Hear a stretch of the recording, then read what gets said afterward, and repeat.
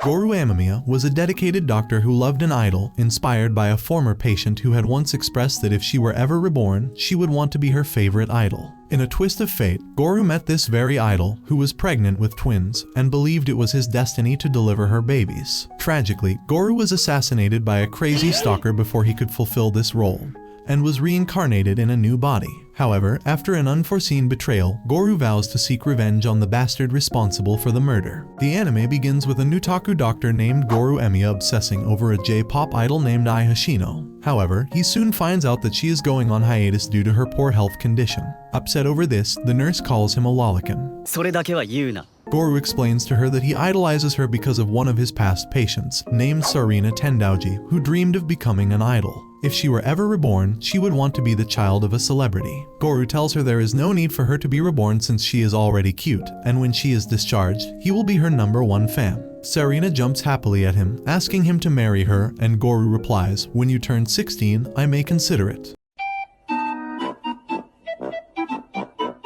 Unfortunately, Sarina died at the age of 12, and Gorou says he follows Sarina's favorite idol to keep her in mind. Gorou makes his way to a patient's room while worrying about Ai's condition. As he looks over his papers, he notices that the girl in the room is only 16 years old and pregnant. While they are talking, the girl takes off her hat, and Gorou instantly recognizes her as the idol, Ai. Trying not to freak out, he steps out and has a little grieving moment. He then goes back in and informs Ai that she is having twins, but her producer tells her that having children at such a young age will ruin her career if the public finds out. While sitting on the rooftop and thinking about Sarina, Ai appears and tells him that she doesn't have a family and wants to give birth to the twins she has, but without telling the public. やっぱ溢れ出るオーラ隠せないね。困った困った。自信家かわいい。 Gorou comes to a settlement that he will personally deliver her children to her, as he believes it is his destiny. 40 weeks have passed, and Ai's kids are about to be born. Gorou decides to go home for the night and wait until she calls him. On his way home, a hooded man asks if he is the doctor of Ai. However, since she used a fake name, he becomes suspicious of how the man knows her real name and chases after him. Gorou quickly loses sight of the man and looks over the cliff when he is suddenly pushed from behind and murdered. Gorou wakes up as the baby of Ai Hoshino, and his new name is Aquamarine, along with his new sister named Ruby. Although Ai can't remember people's names well, she tends to forget even her children's names at times. It's been a year since then, and Ai has been out of the industry for a while until today, which is the day she returns to being an idol. The producer has a meeting to discuss what to do with the kids and puts his wife Miyako in charge of watching them. Ai asks her producer if she can take the kids, but he instantly declines, telling her that if she does that, she can kiss her idol career goodbye. Aqua notices that as a mother, Ai is hopeless and reckless. However, due to the other two, things will work out. Ai goes to work, and Aqua turns on the TV, only to discover that his mother almost accidentally revealed something on her first day back.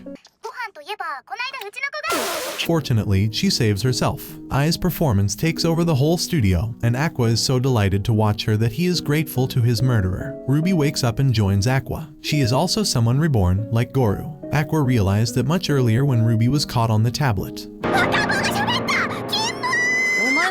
However, they both are unaware of their past identities. Aqua feels bad for Ai for having two weird, bizarre sets of twins. Meanwhile, the murderer of Gorou is also watching Ai's performance, slamming his hands on the desk and going crazy because of the kids Ai had. Later, when Aqua notices that unlike him, Ruby is actually accepting breastfeeding from Ai, he asks if Ruby was a girl in her previous life. Ruby nods, and he decides to let her slide. While Ruby was talking about a creepy Nataku who is obsessed with her mother, obviously she is talking about Aqua. Ruby has a diaper accident, and Miyako starts changing her diaper, but regrets her decision to marry Seidu and ends up having to babysit someone else's kids. She had hoped to meet handsome young models, but seeing that her plan failed, she got an evil idea. Ai's maternity health book and started taking pictures of it, intending to reveal her high-paying magazine. Aqua realizes that the size difference between them is significant, so killing Miyako is out of the question. Aqua and Ruby decide to act as special beings sent by God. Ruby's performance helps a lot in convincing Miyako, saying that the penalty of death awaits her if she fails to comply with their demands, and the reward of having a second marriage to a handsome model is what Miyako was sold for. Later that night, Aqua covers Ruby with a blanket on the couch and thinks about how her passion resembles Sarina, his old patient. Ruby wakes up, thinking she heard something, but ignores it, as there is no way Aqua would call her by her past name. Ai notices that her current salary is only 200 yen a month, which cannot provide a good life for her twins, nor would she be able to send them to the best schools. After Ai leaves, Ruby and Aqua confront Miyako about this issue, and she responds with the troubles of joining the industry and the slim odds of becoming an idol. Meanwhile, Ai is not feeling motivated and opens social media, only to find a user pointing out that her smile seems off, putting Ai in an even worse mood. The twins forced Miyako to take them to the shoot because they were very worried about their mother. Miyako strictly told them to avoid anything that would attract attention to them. The performance began, and Baikumachi had the whole audience pumped up. Meanwhile, Ai keeps thinking about that comment. As a professional, she practices her fake smile in front of the mirror, making it perfect to every millimeter. Suddenly, her attention diverted to the overly excited twins who were more pumped than any of the other fans. Aqua and Ruby got carried away, while I gave a genuine smile on seeing how cute her babies are. Someone made a video of them and uploaded it on Twitter, with over 2 million views and thousands of retweets, having Miyako gets an earful from her husband. The same person who complained about Ai's smile now comments that this is what he wanted. Under the picture of Ai smiling over her babies, a year has passed, and it is no longer suspicious for Ruby and Aqua to talk in front of others. After using a difficult phrase and receiving a head pat from her mother, Ruby surprises Ai. However, instead of suspecting anything, Ai thinks that Ruby is a genius like her mother. Since the promotion event, Ai has been getting more and more gigs, and she finally makes her debut in a drama series with a minor role. The twins again force Miyako to take them along to the shoot. Aqua bumps into the director, who warns them to throw both twins out if they start crying. Aqua panics and gives a detailed apology, which piques the director's interest. The director hands him his card and asks how he knows such high vocabulary at such a young age. To avoid suspicion, Aqua states that his enriched vocabulary is all thanks to YouTube. The director has a talk with Aqua, explaining the hierarchy, how they have to cast the main girl with strong agency, assign a side role to the most talented actor, and offer a newcomer like Ai the opportunity to bring freshness to the scene. Ai gives a perfect performance, as looking cute in front of just a camera is easier than in front of a whole crowd. Ruby and Aqua join Ai to watch the episode at their home but are agitated when all of Ai's scenes are reduced to just a single faraway shot. Aqua took out the director's card and scolded him over the phone. The director apologized, saying that he was pressured by the big agency of the main girl. The focus had to remain on the lead girl being promoted. However, Ai was too pretty and was stealing all her spotlight. The director explains that Ai's scenes were cut because she was too good. To rectify the unfortunate event, the director offers Ai a role in his movie, but only on the condition that Aqua agrees to accept a role in it as well. Aqua agrees to this bartering. However, the movie is just a low-budget project. Upon arriving on the set, Ruby rolls on the floor, crying and wanting to go back to her mother. Aqua wonders how she is not embarrassed to act like this at her age, not that he knows how old she actually is on the inside. Kana Arima, another child actor in the movie, interrupts the movie. She then insults Ai, saying that her one-shot scene in the recent drama was so bad that they decided to cut it out. Aqua and Ruby put all their strength into not trying to murder Kana at this moment. During the scene, Kana gives a flawless performance while Aqua is certain that if he tries to act, he will just end up ruining the scene. However, when the director reveals that he only wants Aqua to act naturally for this role because he finds him creepy even without acting, Aqua gives a perfect scary performance. This leads to Kana getting upset over being overshadowed. 3 years later, the movie was released and it was very well received. Even though everyone did a good job, the one who carried the whole movie was undoubtedly Ai. She started landing more high-profile work after that. The twins started preschool, and whenever Aqua would try to ask Ruby about her previous life, she would evade the question. During dance class, Ruby runs away and Aqua follows her, learning that Ruby had never danced before. Ruby had spent the majority of her life in a hospital room, and putting dancing aside, she had to try very hard just to walk. Even if she tried, she would end up falling. Back in her room at night, Ai helps Ruby practice dancing, and Ruby's dream to dance like her idol, Ai Hoshino, finally comes true. Aqua notices his sister's exceptional dance moves, along with her great acting skills as well. He gets a scary thought. Maybe a part of him thinks that this girl could actually be Sarina. Ai notices her babies reaching weird conclusions about their father, so she calls him to give him the address so he can meet their babies. Sato celebrates with Ai and his wife for finally achieving his dream, an idol he had nurtured to make it to the dome. During Ai's first meeting with Sato, she tried to scare him away by sharing that she had been a single parent since birth. Her mom got arrested for stealing and she was transferred to a children's home. Even after release, her mother never came to get her, so Ai is unfamiliar with the feeling of love. Seidu convinces her to fake love until it becomes the truth. However, Ai still longs for the day when she can tell her children that she loves them.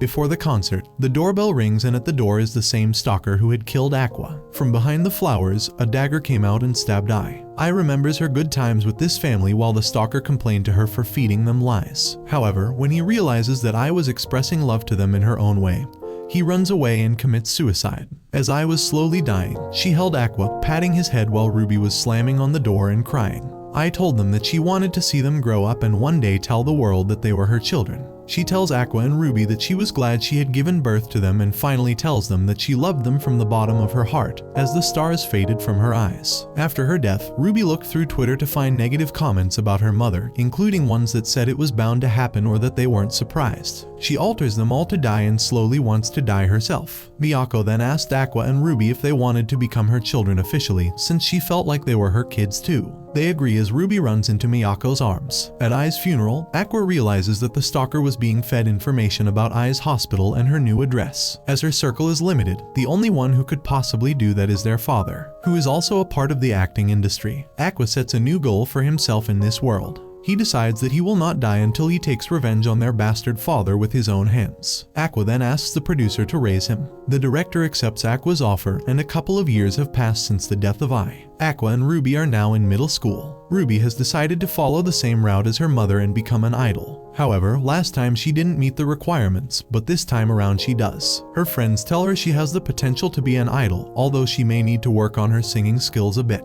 Ruby begins walking home, thinking of her two biggest secrets. One is that she has memories of her past life, and the other is that Ai is her real mother. Ruby starts rethinking the moments with Ai and shouts, "I'm going to be an idol like mom." Aqua taps her head, telling her that entrance exams are near and she needs to focus. She tells him that when she becomes an idol, she won't need high performance scores in school since they don't focus on your grades. She is beating two birds with one stone. Aqua tells her not to gamble her life over little factoids, as he proceeds to tell her the negative sides of becoming an idol, such as money, unwanted attention, and retiring at a very young age. Ruby gets irritated at Aqua, saying that life isn't supposed to be about taking risks, as she imagined herself in the hospital. He decides to leave it at that and goes to the director's place. Transcribed, Ruby explains how the death of their mother has changed her brother. He always has a gloomy face and seems like he has been up to something ever since he became the apprentice of the director. However, Aqua isn't the only one who has changed. Ichigo Ai's producers fell out of contact, and Baikumachi,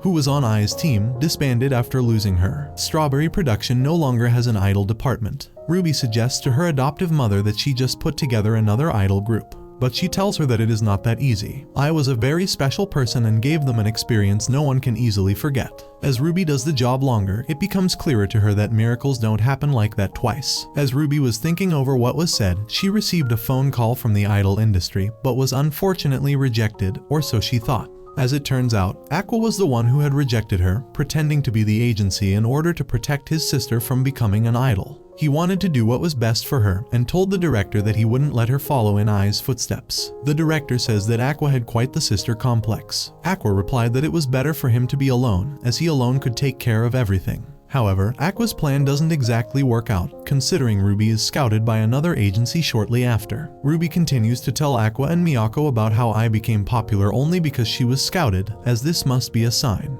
However, Miyako and Aqua have their doubts that this agency is actually real. Miyako asks her if she has looked over the contract, to which Ruby replies that she will get to look at the contract after they show her around the place. They both give her a doubting look. Aqua begins thinking of a way to stop her, even if that means bad-mouthing the company with his own hands. He takes the Strawberry Company card to pretend he's a scouter and invites a girl who was in the same agency that invited Aqua into the production room. She thought that since Aqua was young, he was going to trick her into doing something bad. Miyako glares, thinking this is already a nightmare for her. Aqua questions her about the contract they are required to sign, including the vibes there. She replies that her pay is less than what she agreed on. She doesn't receive enough money, and the studio favors some girls and puts them above everyone else. Miyako tells Aqua that this is how the idol industry works for most companies, and putting together an idol group full of young girls would be very difficult now. Aqua tells her that he is not going to let her join an agency where rumors like that are spreading. Aqua suggests hiring that girl for real to Miyako, but Miyako tells him that she would never hire someone who badmouths their colleagues. Ruby begins to get ready for her big day of visiting the agency. Miyako asks her if she's ready for this and tells her about the hardships of becoming an idol, including the possibility of gaining a stalker. Ruby says she wants to become an idol just like her mother and will make it come true. Miyako tells her not to join that particular group and instead join her agency, the Strawberry Productions, as they plan on making a new idol group for the first time in over a decade. Ruby happily agrees and signs the paper. Miyako tells her that it is official and warns her that even though she is technically her daughter, she will be sued if she tries anything. Aqua goes to the director's house to edit a film for him. The director begins talking about Aqua's sister and asks him if he's okay with it.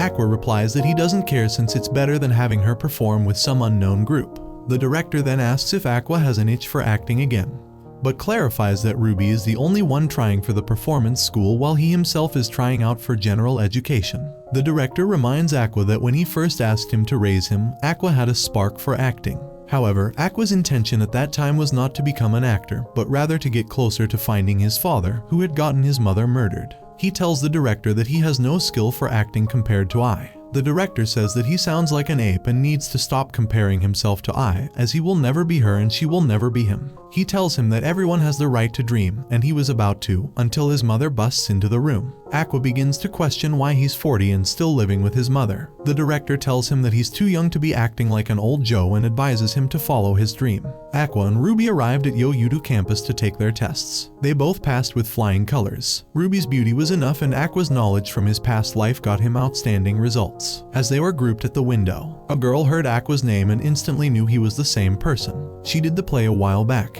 She got excited that she could finally see Aqua again, but he told her that he wasn't applying for the performing act but for general studies. Aqua replies that since he is worried about his sister, he has decided to apply there, and Ruby tells him that Aqua has a sister complex. Ruby whispers to Aqua that she never likes her, but Aqua informs Ruby that she will be in junior if she is accepted. She decides to accept it and try to be friends, calling her lowly senpai. Aqua walks away, but Kana follows him, asking him annoying questions. He turns around and asks if she's a delinquent or something with all these interrogating questions. Aqua asks her how long she intends to follow him, and Kana replies that she will stop following him when he answers her questions. The first question is about whether he still does acting, and he replies that he doesn't do that anymore. He tries to walk away again, but she continues to follow. Getting closer, Kana asks if he wants to go somewhere to catch up. Aqua replies that it's an extreme way to try to get closer, but she informs him that since she is considered a celebrity, she can't just go to a regular shop for a chat. Aqua decides to take her to the director's home, as he points out that he hasn't seen her since she was little. However, since Kana is still acting, she takes it as an offense that he doesn't watch her plays. Kana asks Aqua why he attends the director's home if he doesn't do acting, insisting that he does acting on the side. Aqua replies that the director only trained him in the basics of acting. However, he wishes to work behind the scenes as the director's assistant. Kana is happy to find out that he is still in the industry even if it isn't as an actor. They begin eating dinner and Kana says that it's shocking that she never figured the director would be a sponge, leeching off his parents like a parasite. The director tells her that she still hasn't learned respect yet and is still an annoying rascal. She asks the director if he has any videos of Aqua acting, but Aqua instantly tells him not to show her as he has no skill for acting. Kana tries to get him a lead in the play she's currently doing, but Aqua instantly refuses again. However, hearing the name of the film sparks his interest a little, but he tells her that he is through with acting. As Kana was talking about the film, she mentioned the producer's name, Masaya Kabiragi, and this sparked Aqua's interest. When I died, Aqua decided to check her phone for clues about the killer. However, one phone had a password, and day after day, he would try to unlock it. After 4 years and 510 attempts, he succeeded. When looking through her contacts, he found someone named Masaya. Aqua decides that he will enter the film, as Kana warns him that things will be a bit problematic. She calls the producer, and he agrees to let him on set. Miyako informs Ruby about the film Aqua will be in, and Ruby begins thinking about when her mother told her that Aqua will probably grow up to be an actor, and she will grow up to be an idol. However, Aqua didn't get the acting job because of Ai's ambitions. He only wants to get closer to the producer that she interacted with. Miyako fills them in on the film called Sweet Today. She tells them there are up to 6 episodes, and only 3 of them are released, and Aqua will be playing the villain in the last episode. Ruby tells him he'll be perfect for that since his face looks like a villain anyways. They decide to watch one of the episodes, and let's just say that they were all disappointed and unwatchable. As Ruby says, it's just downright awful as the actors all sucked, even counting Kana. なんのよ。別に。喧嘩はやめて。なんか原作にいないオリキャラが活躍してるし。Aqua tells Kana what Ruby said and she flips out. She replies that there are hardly any high schoolers who can act as good as she can. Aqua wonders why it turned out like that, and Kana says she is being held back since nobody knows how to act. And if she went all out, she would stand out, leaving the other characters with no attention. Kana also tells him that when the author of the original manga came to the film, her face was full of disappointment since the actors and the staff behind the scenes had worked hard. Kana decided that at the very least, she can appreciate their efforts and dial down her acting a bit. Aqua is happy to see that Kana has grown a bit since they last met, since the old Kana would have wanted all the glory for herself. She tells Aqua the schedule of the things they'll have to do in the film, and Aqua realizes not only is the play a mess but so is the schedule. They begin to think about when they were kids, and Kana chewed out Aqua for rushing through the script. Now, she is the one making him rush through the script. She takes Aqua's hand, telling him it doesn't matter who trashes her, and asks him to make a good show with her because she believes it's possible with him. Aqua decides to study the film and slowly begins to think that maybe they can pull this off. They arrive at the studio, and Kana begins explaining to him that they only get one practice run as they don't have that much time. Aqua tells her that it's pretty sloppy and that even his director could somehow do better than that. Melt Narashima, the male lead of the film, comes over, but Aqua gets ignored when he tries to introduce himself. Kana informs Aqua that since he is still young, he thinks he's bigger than what he actually is. As Aqua turns around, he also introduces himself to the director, who Aqua suspects was involved in the murder of Ai, or maybe even his biological father. Aqua wants to get a piece of his DNA to test the results when he gets the chance. The film begins with Aqua as the stalker who follows the female lead around. Aqua notices how funny fate is to end up portraying the stalker who murdered him and Ollie. The play goes on, but water drips from the rooftop, causing the male lead to get distracted and forcing them to start over. Kana tells him that his acting was just fine. Aqua replies that it is something anyone can do if they are trained for it. He begins to rethink his last play with Kana, thinking that the only reason his acting was scary was because of his age and his mentality. But now that his body has caught up to him, he's just a dull silver dime. Kana gets excited that since she is the main lead, it's her job to give it her all. But Aqua slowly crushes that by replying that he was surprised that she was still acting, since he hasn't seen her lately. Kana mentions that it has been rough for a while as people began forgetting about her, but she kept practicing even when times were down. But now she is happy that she is finally being recognized for her hard work. Aqua goes outside where he overhears the director talking about how Kana is easy to use. Since she was laid off from her former employer, she is now just a dirt cheap actress who he can still use to obtain a little recognition. Nonetheless, he sees her as nothing more than a tool. The director dumps his cigarette in the trash and Aqua obtains a bit of his DNA. However, after thinking about what he said about Kana, he decides to go out with a bang. せっかくだからめちゃくちゃやって帰るか。 Where Aqua notices the leaking water from the shed's roof due to rain. The crew has already taken notice of the places with puddles, so they have altered the marks in such a way that actors do not have to stand on them. Aqua drills the scene into his head one more time, as he has already memorized the entrance, surrounding set, camera placement, lighting, and his appearance in the cutaways while rehearsing. As the shooting continues, Kana stands in front of the camera and thinks about the air around her becoming thick with tension, since all eyes are on her once the camera begins to roll. A long time has passed since she was called a genius actor during her childhood days, and now she thinks of this chance as a test. Being pampered by everyone during her golden age, she wonders if it was her lack of talent or just a change of mind in people as they got tired of her. Right now, the internet only addresses her as the expired child star or former genius star. Even after her prime time passed sometime after elementary school, she held on to this industry, hoping to get a chance once again, and finally manages to land this long-awaited lead role. She intends to grab all the straws to turn this scene into the best one. Note that by straw, she means Aqua, our protagonist. Kana knows that the cast is solely based on good looks and not acting skills, which has turned the show into a disappointing piece of art. Till now, 4 episodes have been released, and the audience has expressed their disappointment by giving it just a 1-star rating. The project has already been labeled as a failure, yet Kana wants to go all out with this last scene as it is an original from the manga. The scene is basically a showdown between the hero and the stalker. The leading girl has never been loved before, and this is the first time she will feel protected, hence she sheds tears of joy. This scene is the most beautifully written scene of the whole story and is the favorite of most readers, including Kana. She would always read this scene over and over again and cry. 無理だよこんなの。フォローし The leading male character, Melt, is not very strong when it comes to acting, so Kana plans to synchronize with him to back him up. This way, the scene might turn out just as the author intended. With high hopes, she begins the scene, but all her plans are ruined when she realizes that this purple-headed arrogant monkey is just too bad. He might turn into a good actor way ahead in the future, maybe when Deku stops crying, or when Inosuke gets Tanjiro's name right, or when Saitama finds a worthy opponent. She gives up on her hopes of turning this scene into the beautiful moment it actually is. It's finally time for the grand entrance of Aqua that we have been waiting for. He intentionally walks over the puddles so that the mic picks up the sound of his footsteps, as it would enhance the intense mood. As he begins to say his dialogues, Connor realizes that Aqua has improved even more since they last rehearsed together. Being fully aware of his lack of acting skills and possessing a captivating aura like his mother, Aqua decides to utilize everything he can, including water puddles and props, to turn this scene into a masterpiece. He mocks Melt by getting closer to him and whispering that he is really ugly up close. Melt gets triggered and loses his composure, becoming seriously angry at Aqua. However, this is exactly what Aqua wants, as Melt is finally showing the aggression that the hero showed in this scene. Aqua proceeds with a creepy smile that a stalker usually has. The crew notices that Aqua is improvising his lines and ignoring his voice. The guy in charge can see the positive impact Aqua is making, so instead of telling him to stick to the plan, he tells his underling to make the lighting stronger. Meanwhile,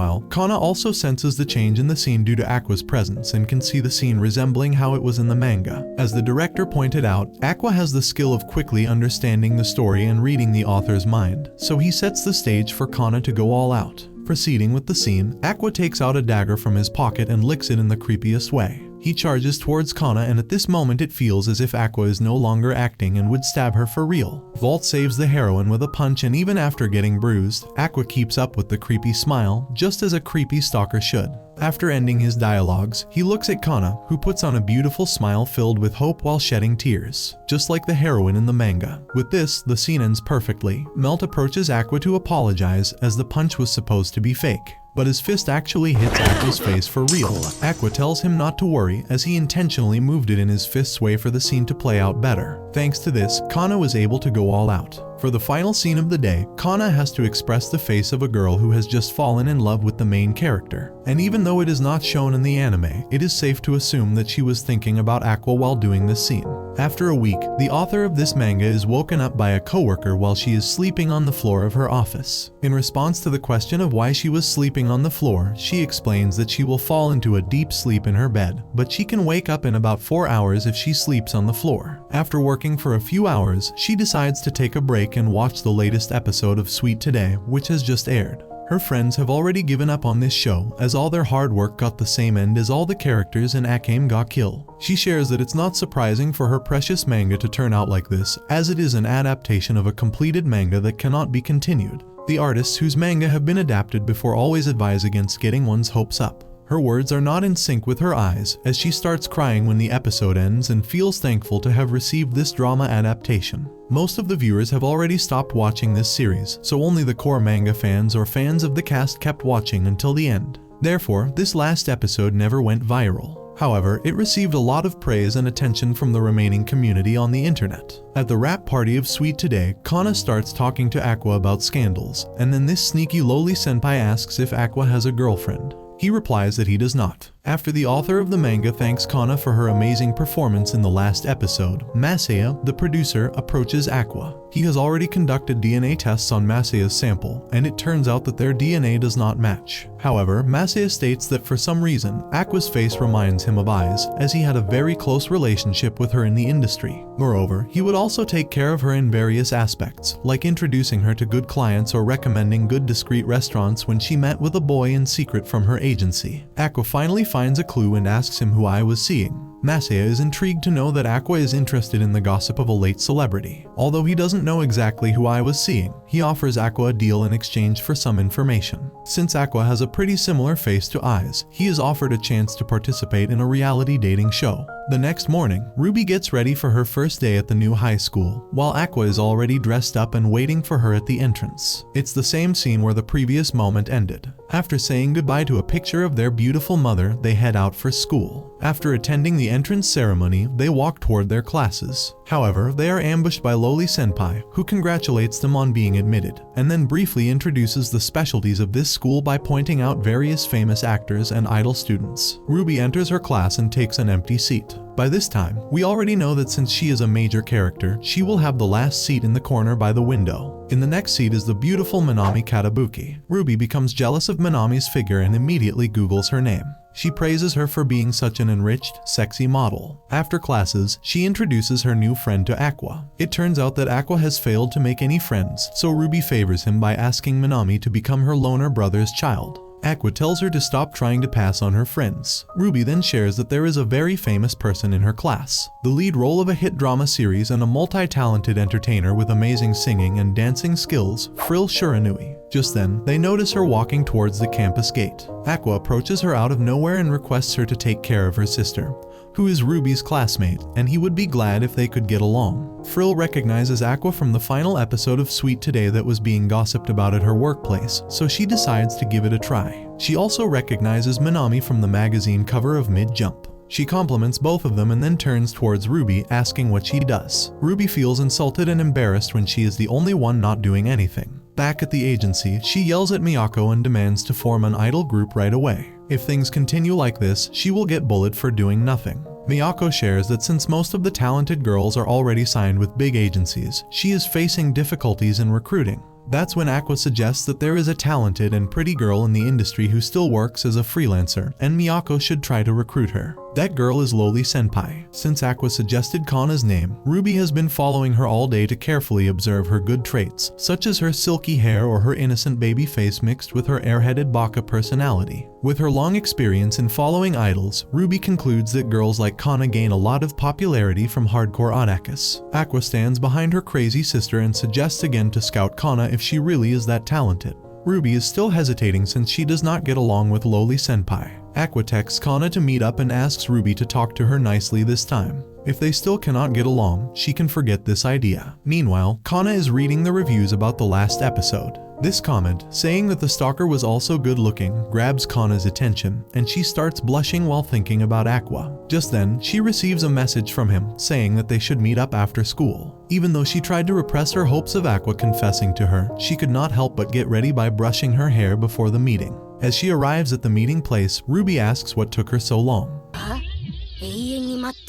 She is disappointed to see Ruby here as well. Aqua tells her that it is Ruby who needs to talk to her. She sits on the bench and starts reading her book. She tells Ruby that since she is busy unlike her, she can only spare 20 seconds to listen to her. Ruby turns back to Aqua after seeing Loli Senpai's blatant attitude and shares that if she asks her to be an idol now, it will mean that she is just as cute as Ruby. Aqua explains to her that she should let go of her pride if she wants to become an idol soon. Ruby invites Kana to become an idol with Ichigo Production, which is about to launch another idol group, and she is helping them recruit members. Kana responds that she needs some time to think about it, while she is already thinking about how to turn it down. Trying to become an idol would result in the loss of acting jobs, and if she fails after changing her career, she will lose both jobs. Since the risk is too high, she is reluctant to consider this offer. However, she notices that Ruby has the same resemblance to the genius idol Ai. She has only worked with Ai once, and that was enough to make her realize that Ai was destined to be a big star. Now, she is having the same thoughts while looking at Ruby. She thinks that she is not cute enough to be an idol. So just as she is about to decline this offer, Aqua encourages her to become an idol with her sister. He adds that she is much cuter than many of those idols out there, and since it's her, he will be relieved to leave his sister under her care. He keeps pressuring her while she keeps saying that she refuses, until we see Loli Senpai sitting on a couch at Ichigo Production after getting recruited. Miyako is surprised that Aqua actually managed to bring her here and asks what method he used to do so. Aqua shares that since he read her personality, which is sympathetic and weak under pressure, he kept pressuring her. After turning D-Class into a class and clearing the Tomodachi game, the manipulator Ayano Koji arrived in Oshinko to take revenge for Ai. Miyako tells him that he should not take advantage of people like this, while Aqua thinks that he did not do anything wrong since he has not told a single lie to convince Kana. Kana shares that since she is only an expired genius now, this type of boost might work in her favor. Moreover, she is glad to join, as it would mean more working and spending time with Aqua. She asks if Aqua has any upcoming jobs, and Ruby, with an embarrassed and disgusted face, reveals Aqua's upcoming show on her laptop. Kana is surprised to see Aqua on a reality dating show. In the trailer of this reality dating show, a pretty girl joins the other two girls and the boys in a classroom and introduces herself as Yuki Sumi, a first year in high school. A second-year student, Nabayuki Kumano, who is good at dancing, introduces himself as which no one would care about since he is a guy. Moving on, a cute second-year student, who is an actress, introduces herself as Akane Kurikawa. Next up is Mencho, a cat-like girl in the third year of high school. She is a streamer on YouTube. The fifth one is Kengo Morimoto, who is in a band. He is also a third-year student. Kana shares that high schoolers who work in showbiz deepen their relationships through various events on weekends, and the viewers get to see who ends up together at the end of the show. Finally, Aqua enters the classroom and greets everyone in a jolly, nervous, and cute way. Yup, Kana and Ruby cannot recognize this guy in Aqua's body either. Someone with a dark personality like him, who always emits a negative aura, is suddenly acting so cute. Nencho finds Aqua cute, but Ruby knows that her brother is hard on girls who act cutesy. However, Aqua's response brings unity between Loli Senpai and Ruby when they both tell Aqua through the laptop's screen to drop dead.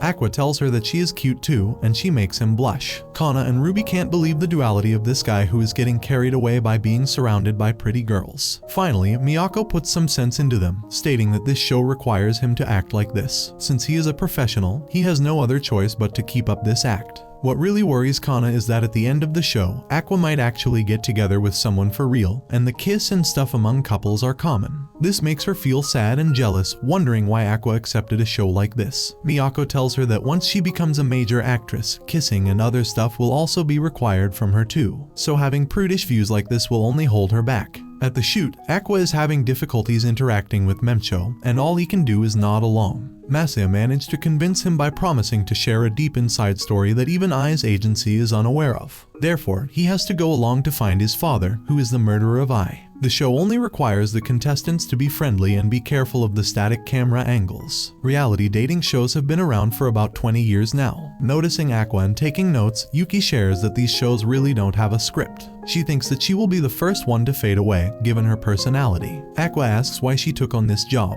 She replies that her agency never refuses a job offer, and since no one else was willing to take on this show, she decided to use it as a chance to fight her way through. She reveals that since she is just in her first year, she has never dated anyone before. She asks if Aqua is interested in dating. Aqua gives an honest reply that since he is a guy, he is obviously interested. However, he still cannot get over an old crush, and he is not even sure if it can be called a crush. Of course, he is thinking about Ai. Yuki shares that the couple from the last season kissed at the end, and upon seeing that, she was worried that there might not be any good guys this time. She gets closer and whispers in Aqua's ear that if it's him, she may be able to kiss. The camera is just behind her, so she tells him not to look at it. Being a guy, Aqua gets startled. Yuki is sure that this part will be used in the episode. Back at home, Ruby shares that as his sister, she reserves the right to choose which girl Aqua should date. She chooses Yuki as she looks like a good innocent girl. Aqua recommends her not to date for a while since she is such a bad judge of character. The next day, Ruby is bothered because Frill, Minami, and Aqua are all busy with shoots while she has nothing to do. At Miyako's office, Kana tries to convince Ruby how unstable an idol job is. They still haven't decided on a name for their group, as Kana keeps shutting down all the suggestions. That's because she still hasn't made up her mind about becoming an idol. She gets embarrassed when Ruby calls her idol Kana since she hasn't achieved anything yet.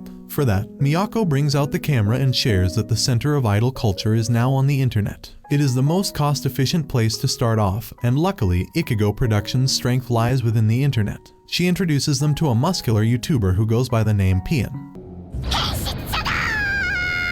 He is a popular YouTuber and Ichigo Productions' top seller. Kana mocks Pian and belittles him until he reveals his massive earnings, which immediately forces Kana to retrieve her words. He shares that the best way to gain popularity quickly is through a collaboration with the Pian channel, where they would wear a yellow headband and imitate his ultra-manly top G dance moves. However, he clarifies that they don't have to be in their underwear like him. It's not fair! He will only allow them to reveal their faces if they keep up with these macho moves for an hour. The other option is a wake-up prank. Since these pranks are scripted, Ruby does not want to use this idea as she does not want to start their first job with a lie. The girls then copy the ultra-macho moves for an hour and later take off their masks to reveal their names and faces. Kyan asks for the group's name, and Kana tells Ruby to choose one, as she will be on board with whatever name she chooses. Hence, Ruby names her very first idol group Bikamachi, inspired by her mother, Akamachi. Meanwhile, Yuki begins crying in front of her classmates, sobbing about how she wants to quit this show. The other 5 are really surprised, and when they inquire about the reason, Yuki shares that the guys at her school have been teasing her lately. For a girl, nothing is scarier than openly expressing her feelings for the guy she likes. When she signed up for the show, she had no idea that drawing attention from this many people would only put her on edge. Nencho adds that she does all kinds of dumb stuff on her channel, and now people think that she really is dumb. Nabayuki tries to comfort her with his kind words, and that's where the latest episode of this reality show ends, leaving the question of whether Yuki will really leave the show. She becomes the hot topic after this performance, as an entire article is dedicated just to her. Akane is still worried about her, so she asks if Yuki is truly quitting. However, Yuki responds that she signed a contract that forbids her from leaving. So basically, she just exaggerated her feelings to use them for the show. Akane notes down in her notepad that exaggeration is also a clever tactic. Since it has been a few weeks since the show started, everyone's personalities are becoming clear. Aqua classifies them as the ones who are really good at acting,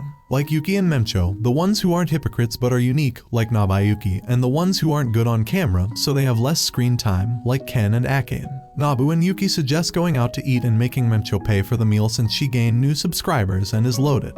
Her agency only takes a 50% cut, which makes others envious. For example, Akane only gets 20% of the earnings. They all enjoy the yakiniku while Akane keeps putting food on others' plates before her own. Aqua tells her that he can grill for himself and that she needs to stop serving others and eat some herself too. However, Akane tells him that this is her role. People used to get mad at her whenever she would burn the meat.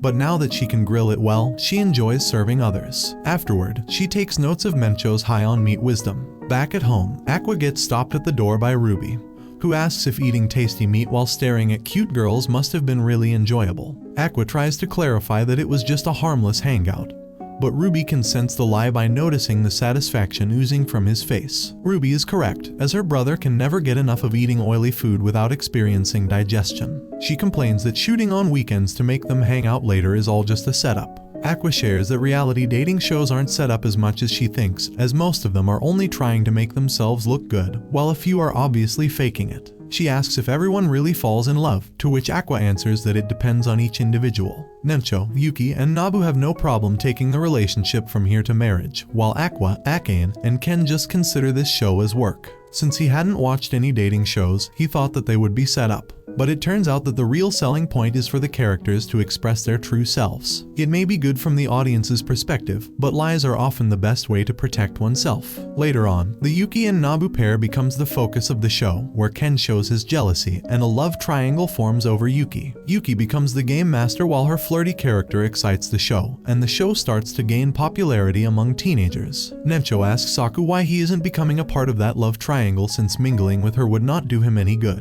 Aqua responds that he just wants to play it safe until the show ends. Nencho is also not interested since her only goal is to lead viewers to her own channel. She expresses her concern about Akane, who is still taking notes from the cameraman and putting in a lot of effort. The backstory of Akane is shown, who might seem to have crawled her way up through her pretty looks, but in reality, she tries her best every day, working harder than most of the people to get better at stuff. She overhears her manager being yelled at by the agency's director, who expresses his anger towards Akane for not being able to get any screen time on the dating show, despite finally being given a chance to shine. The manager tries to defend her by stating that she is already doing her best. However, the director argues that her best efforts are not generating any revenue, and he regrets choosing her over all the other girls. Akane apologizes to her manager, but he tells her not to worry and to continue doing her best as he will act as her shield. Akane sheds tears as she looks at her notes and decides to work even harder to make her presence known. At the Ichigo Productions office, Ruby tries a new drink that turns out to be gross. Being a Gen Z, she immediately starts writing a post about how poor this new drink is to get her money's worth. Just then, Kana interrupts her with a newspaper smack. She explains to Ruby that if she writes badly about any product or store, and they happen to be ego surfing, it will result in them being reluctant to hire them for any future projects. Kana checks Ruby's phone and discovers that Ruby also frequently engages in ego surfing. Kana mocks her for searching her own name and even writing cute alongside it. She then gives a whole speech on how the revolution of ego surfing has taken over the world.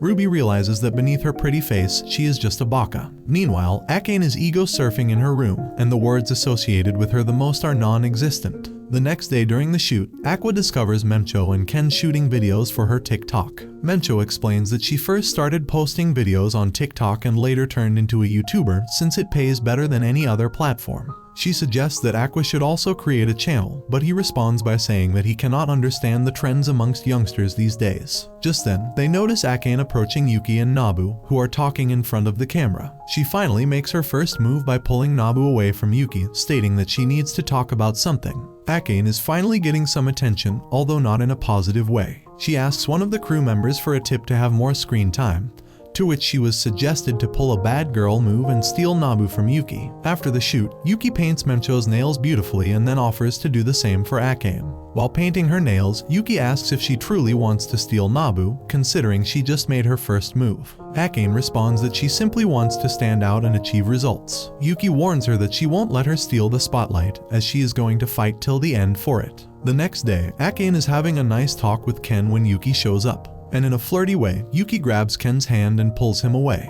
Akane needs to work harder for everyone supporting her, so she chases after them and stops Yuki, saying that she should not cling to guys so easily. What she does not notice is that her nail mistakenly hits Yuki's face and leaves a cut. Akane panics over harming her co-worker model, who has a shoot tomorrow and her face is now scratched. However, Yuki immediately hugged her to calm her down, saying that she understands how hard she is trying, and that it was just an unfortunate accident. Yuki realizes that it only happened because Akane tried to do something out of her comfort zone. If this were a normal school, arguing a little and then making up would be a common story. However, this is a reality show with harsh critics. The viewers come to the realization that Akane is responsible for the cut on Yuki's face, and the internet floods with hateful comments for Akane. Crazy, dull, and trash are just a few words associated with Akane in abundance. The viewers even demand Akane be taken off the show immediately. Akane writes an apology tweet, but Mencho had previously advised them that an actor should never apologize, since it means that he admits he was wrong. However, everyone sees the apology as an opportunity to do the meanest things. Akane goes through a hard time dealing with the backlash, spending her days in tears, skipping meals, skipping school, and even not appearing at the shoot. She still pretends to put on a smile in front of her mother to not make her worry. Everyone at school is happy that Akane is finally exposed, since they think of her as a prideful girl who thinks she is good at everything. What they don't realize is the hard work and effort she put into everything to be better. She realizes that this tragedy will follow her throughout her career. The small fanbase she once had also turns against her. Even against her friend's advice, she heads out to buy groceries in the typhoon, as she is severely depressed and is barely in her senses anymore. The typhoon causes her to stumble and collapse to the ground, while memories of countless tweets urging her to disappear and perish flood her mind. She climbs up onto the side barrier, determined to end her suffering once and for all. We have yet to recover from Ai's death, and now Akane. Just as she is about to jump, a hooded boy grabs her and tells her not to resist, as he is not going to hurt her. She recognizes the voice and realizes that it is not a stranger, but her friend Aqua. Although Aqua may sometimes act like a stranger to some people, Aqua reaches in time, pulling Akane back from the bridge's rail right before she moves to jump off. As they both fall and Aqua holds Akane from behind, she starts screaming and resisting, thinking of the hooded boy as some freak. Aqua exclaims to stop her and make her realize it's him, making her cry in vulnerability. Upon her confusion, Aqua explains how Mem called him worrying about her going out in the typhoon and not returning for a while, so he tracked the route to the convenience store looking for her while Mem searched the neighborhood. He pats her head trying to calm her down when an officer reaches them hurriedly after witnessing the incident from afar. Arima surfs through the internet looking at the hate comments on Akane showing pity for her, confusing Ruby, who thinks celebrities get used to it after a while. However, Arima explains that this is something that's not ignorable so easily, and when a young girl faces criticism for the first time, it gets really hard to stay positive and keep working. She mentions thoughtfully how even she had days where she wanted to give up and off herself due to such comments. Miyako also mentions how reality dating shows are really popular all over the world, but they have produced about 50 suicides, and there have been 10 times more people who thought of suicide and barely escaped it. Arima mentions how reality shows show the true self of a person, so that bashing is to the celebrity's true self rather than their show, hence hitting harder. Ruby thinks of how Aqua telling lies is the best way to protect oneself, which is acknowledged by Arima, since a fake personality on the screen causes less damage than showing one's honest self. People are always insensitive and don't even realize how their comments corner celebrities into a dark space where the only way out seems to be death. The conversation is halted by Miyako's phone ringing to worry everyone on the news of Aqua being in the police station. Aqua が警察のご厄介になったみたい。Akane's mother is shocked to hear all this since Akane didn't allow her to watch the program. A vulnerable Akane exclaims how she didn't want to worry her mother and starts wailing even more badly. Aqua, who is sitting outside on a bench, is greeted by Miyako, who talks about how she thought he was in trouble, but she is proud of how seemingly disinterested Aqua was this observant. Aqua mentions how people can die easily, so a scream for help should always be responded to, not being able to handle how his nice nature is being known. He mentions charging Akane for the taxi fare to the police station, making Miyako laugh at him. As Akane and her mother come out of the room, the rest of her cast members come rushing towards her and she receives a direct slap from a worried Yuki, surprising everyone. Yuki starts crying, hugging Akane while she stands there stunned, not expecting this much care from her team members. Aqua asks Akane what her next step will be since a reality show using minors can't complain over her quitting if things have gotten this far. Akane contemplates the decision and decides not to back out now. As the others mingle to lighten her mood, Aqua takes his leave, pissed off at the producers for ruining her image and at the people who commented on whatever stupidity came to their minds. Since Aqua knows police stations have a media office waiting for news like that to use it, he hands them the news of Akane's suicide attempt, disappointing Miyako, who does not understand his intention behind all that right away. Aqua wanted people to realize the intensity of their comments, and as the news of Akane's attempt spread out, a few decided to back away, but there still wasn't any strong impact, nor was Akane coming out of her house yet, so Aqua decides to start the literal reality show now. He approaches Mem to ask her for pictures and videos of all the casts that she records to choose to put on her channel. He explains how he wants to show the real perspective and not what the producers are showing officially. Mem is impressed by the idea and offers to upload the content since she knows how to make content go viral. The rest of the members also offer their support, and Yuki mentions how their sweet moment after the fight was recorded in a static camera nearby, so they should upload it too. Aqua approaches one of the staff whom Akane has been discussing the notes with, but he refuses to make the video live since it would ruin the show's image and cause him trouble even if he's well aware that Akane is a pro. Aqua tries to make him understand that Akane is half his age, and he should be protecting the kid for her to grow. The person finally understands Aqua's stance and gives him the recording. Aqua pulls consecutive all-nighters to compile the video as soon as possible, so the useless hatred for Akane finally settles. The 5 members work together to compile the shots from Mem's phone as well as the content from the staff's cameras that weren't aired, while a serious Aqua tries to work with over-enthusiastic 17-year-old acquaintances of his. As the time to finally upload the video comes, Aqua is left with energy not even enough to click on the upload button. As Mem uploads the video, all of them hope for it to go viral, and much to their hopes, it does go viral pretty well, revamping Akane's image as well as increasing the popularity of their show. Akane, who watches the video in the darkness of her room, cannot believe all of them took out their time to improve her deteriorated image. The chaos settles enough to improve Akane's mental state, so she finally decides to start shooting back soon. Yuki mentions how she shouldn't push herself, but before Akane can respond, she freaks out thinking of how bad her words sounded when she meant them in genuine concern. Mem suggests she should take up a persona rather than showing her true self so she doesn't face backlash on her true personality, and sticks to a role throughout the show. Even Aqua agrees with Mem's words, so Akane decides to take up their advice. Mem rants about how Aqua is a man of many faces, so at least he should show one to them, while Aqua simply refuses to do so. Akane wonders what kind of role she should adopt, making Mem and Yuki creepily move to Aqua asking what type of girl is his type since he's the only guy in this room. Aqua thinks about it, as Ai's face flashes in front of him, and mentions how she likes a girl with a pretty face, making the two disappointed at him being into visuals of girls like every other guy. Aqua ignores the two and continues listing Ai's fascinating traits like her bright smile, perfect performance, invincible speech and manner, and captivating eyes. This confuses the 3 girls, but then something clicks in Mem's head and she figures out what Aqua's confusing stuff is referring to. Her mentions of Bikamatch's eyes make Aqua halt in surprise, yet he agrees that it's what he was referring to. The 2 girls excitedly convince Akane to act like her and make Aqua fall for her, while Aqua is sure that no one can copy the charm of Eyes. Akane walks home determined to work hard since she knows Aqua worked hard on that video and even came to save her in that storm, so he deserves something in return for his help. She decides to try and make him happy by perfectly acting out Ai's impression of him. Akane searches for information about Ai's on the internet and gathers data about her. She then observes her personality in the videos and her performances, analyzing her personality and breaking her actions into details and desires Ai's had.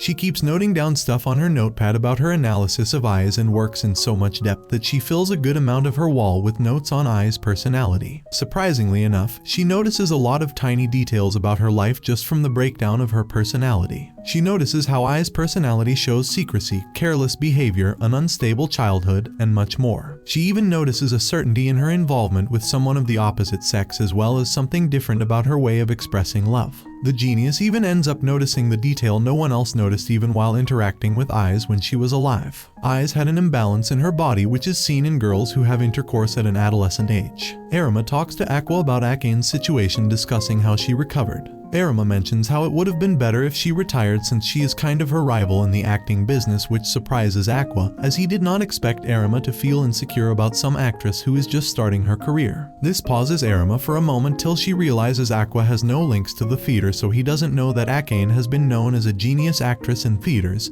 as she works for Theater Lalali. As Akane returns to the set, she apologizes for all the inconvenience she caused and offers to show her best work. As the cameras roll, everyone, especially Aqua, is left speechless at the perfect impression of Ai's by Akane, from the tone of her voice to the charm in her eyes. While watching the show, Arima discusses with Ruby how Akane has been known as a genius in theater for studying whatever role she has to play in depth and perfecting it like no one else, so even though she isn't a personality to stand out in reality shows, she is no less than a pro in the acting industry. Aqua does not know how to react as a perfect impression of Ai's stands in front of him, something he never fathomed. As the rest of the cast greets Akane, they are unable to comprehend the change in her since she carries the same charisma that once Ai's had, something so captivating that it steals the spotlight in an instant. As Akane expresses her gratitude to Aqua, Mem and Yuki discuss how not only Akane but Aqua seems different too. To check it, Mem tries to have him pass her pouch, but he denies doing so until Akane tells him to. This makes the two girls excited that Aqua is only listening to Akane and likes the role she perfected to be his type.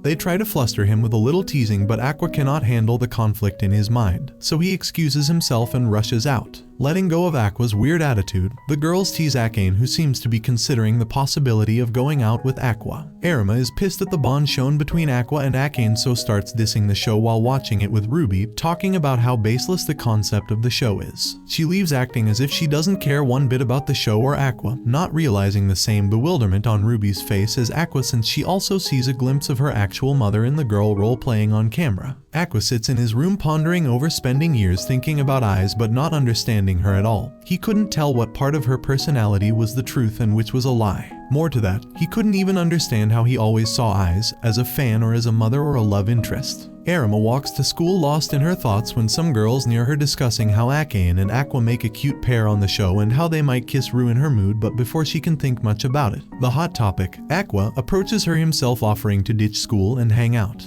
Out of all places to hang out with a girl, Aqua chooses to buy gloves and a ball and take Arima to play catch with him, leaving the poor girl speechless. Feeling awkward, she tells him he should have hung out with someone who knows how to play catch since she doesn't, and discreetly inquire about his friends from the reality show. But Aqua denies being casual enough to hang out and have an easy flow of conversation with those people, something he doesn't have to worry about while hanging out with Arima. This feels pleasing to Arima, who then carries out the conversation asking what his type is and who he'd be targeting for the end of the show. This makes Aqua think about how he always remembered his past life, and as a kid his attitude was always conflicted between the doctor and a child, but now as he grows, he is settling enough to think of his past self and Aqua as the same personality. He comes out of his thoughts and tells Arima that just like any high school boy, he feels an attraction to girls around him, but maybe he likes them a little older. This makes her think of herself. By then she realizes how Akane is also a senior to Aqua and throws the ball hard at him. Aqua praises her throw, to which she reacts bratty in a cute way, making him smile, and realize something that he met her for, that his feelings for Akane aren't romantic at all. After having cleared his thoughts, Aqua comes back on set where Akane thanks him off camera for the suggestion of a change in persona. Aqua questions how her impression held such accuracy, to which she shares how she studies psychological profiling and researches the characters she needs to impersonate a lot to create her interpretations of them. She tells him how she even adds her own backstory to build the characters at times. This piques Aqua's interest, to which Akane tells him she assumed Ai's gave birth to a child in secret, not knowing how her assumption was spot on. Aqua questions how much she can figure out Ai's thought process to get exactly the response Aqua wanted. Akane tells him she can figure out what kind of life she led and what kind of men she was interested in. This conversation makes Aqua realize how important Akane could be in the main motive of his life, which becomes the base of his actions in the last episode of the reality show. He does what was least expected from him out of the whole cast. He kisses Akane at the ending scene after asking her out, unaware of a certain cold heart of Arima being torn by his actions. At the wrap-up party, everyone talks about how Aqua and Akane should continue dating, but she doesn't consider it a good idea for her acting career. Mem suggests not thinking about it and living like a normal teenager, expressing how Yuki must have done that too, offending the girl a little since she never dated anyone before and always prioritized acting. Aqua slips out of the group mid-conversation while the same person from the staff who helped Aqua with the footage talks to the rest of the members about how it's totally up to them how they take their relationships now, since the production won't interfere a single bit, and they actually should explore their teenage years rather than restricting them to their jobs only. As Aqua meets the producer outside, he discusses how recruiting Aqua was a good choice provided the success of the show. The producer then mentions how his handling of the backlash kind of became a problem with the higher-ups since he used footage that wasn't aired, and that they even thought of suing Ichigo Production for it. Aqua confidently replies he never breached the contract since it was mentioned they could upload off-stage moments on their official accounts to promote the show, and this is exactly what happened. Impressed by his stance, the producer ends the conversation by keeping his end of the deal, and deciding to meet Aqua for the next week. Aqua and Akane sit over a drink discussing what their next step should be. Akane is sure that Aqua does not see her as his love interest, so Aqua doesn't give her any false messages either and tells her that he only sees all this as an extension to work, so they should only pretend to date for a while, and then smoothly end things. He then praises how he genuinely finds her an interesting actor, which proves to be the perfect praise for a hard-working teenager like Akane. She thanks him for it and mentions how real dating should be left for Yuki and Nabu, surprising Aqua since in the last episode of the show, Yuki rejected Nabu only to start dating him in real life and off camera. Akane mentions liking the sly personality of Yuki while Aqua remains disinterested in Yuki's actions like before. As all the members finally part ways, Aqua and Mem walk on the same route due to living in the same neighborhood and get into a casual conversation. Mem expresses her sadness at the show ending since she was having a good time there, but chooses the better option of teasing Aqua for blushing when Akane impersonates Eyes. Aqua is surprised that Mem knew about Bikamachi and Eyes, so Mem lets him in on a secret that she always wanted to become an idol, but the circumstances took her chance away, so now she works happily as an independent YouTuber. Aqua listens to her and offers her to join his company then, since the new Bikamachi is recruiting idols. Mem considers it a joke at first, but seeing the straight face of Aqua, she is left stunned at the opportunity that knocked her life so casually. Miyako is surprised at Aqua bringing another potential recruit for the idol group and contemplates making him the talent scout for her production. She interviews Mem, who is excited yet nervous. The interview goes well, but Miyako's hunch picks how Mem is hiding her real age even if it doesn't look like it from her face. Miyako is not bothered about it since many girls lie about their age in this industry. Miyako then asks what Mem's real age is, to which Mem gets nervous and whispers her age in Miyako's ear. Miyako slowly turns red and starts screaming at Mem for stretching her lie a bit too much, making Mem beg Miyako to not count what her actual age is when she shows herself as 18. Aqua also seems to be interested in the situation and casually asks if she reduced 3 years from her age. Mem tells him she reduced 7 years from her actual age, getting a proper shocked reaction out of a composed guy like Aqua. Both of them are shocked that Mem worked as a high school girl while being 25. A dejected Mem sits on the ground in between the two, trying to reason why she's been doing this. She shares how she wanted to become an idol since she was a kid, but she was raised by a single mother and had 2 younger brothers as well. Deciding to give up her dream, she wanted to help her mother earn.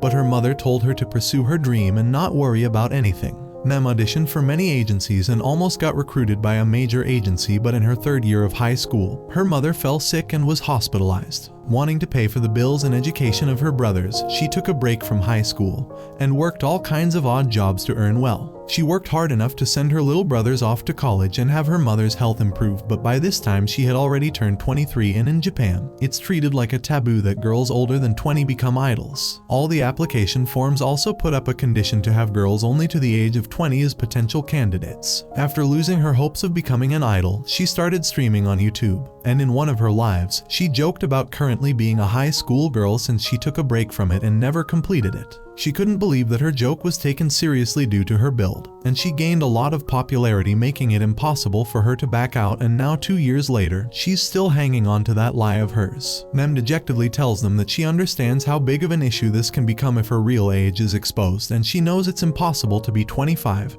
and become an idol. Ruby cuts Mem off before she can say she will never become an idol, since after hearing the whole story, she finds no issue in Mem becoming an idol. Arima, from the doorway, also mentions how her story feels a little relatable to her, but the little terms seem to be way off to the fact that a whole stream of tears is flowing from her eyes, reminding her of how her child agency kicked her out, and she had no support at one time too. Arima turns to Miyako, who says she never even said no, and looks at Ruby since she knows that the girls need to be on the same page and united for the group to work out well. Ruby also responds in the affirmative that no one should ever stop dreaming and this shouldn't be an issue for them. Aqua talks to Arima, trusting her to take care of the two girls, but Arima responds to him coldly, showing her jealousy when she calls him a womanizer, telling him to go care for Anik and not be so casual with them. She mentions she's going to take care of the two even if he doesn't tell her to, and offers Mem for the three to go for lunch together, making the emotional girl cry even more at the sweet nature of the girls. With 3 girls, the Bikamachi group can officially start working now. In school, Minami talks about Aqua's show love for real and mentions how awkward it must have been to see her brother kiss on screen. Upon Akane being called Aqua's girlfriend, she thinks of how Aqua's feelings towards Akane may be only based on the similarity she portrayed to Aiz. Their conversation is interrupted by Frill, who seems to be interested in the show as well and calls it a great eye candy since the show was all about cute guys and cute girls. Both of the girls are shocked upon hearing Frill talk so casually about such stuff, while Frill continues how her eyes were so pleased that she thinks her eyesight even got better by watching the show. Frill adds how she would have made a move on Mem if she was a guy in that show, while the two girls are amused at her funny talk and discuss how girls are supposed to keep an innocent image and not joke around while on sets and cameras, since men feel a rivalry with them that way. But many women have this side too. She even praises Aqua and mentions how she watched the show because her acquaintance, Aqua, was in it.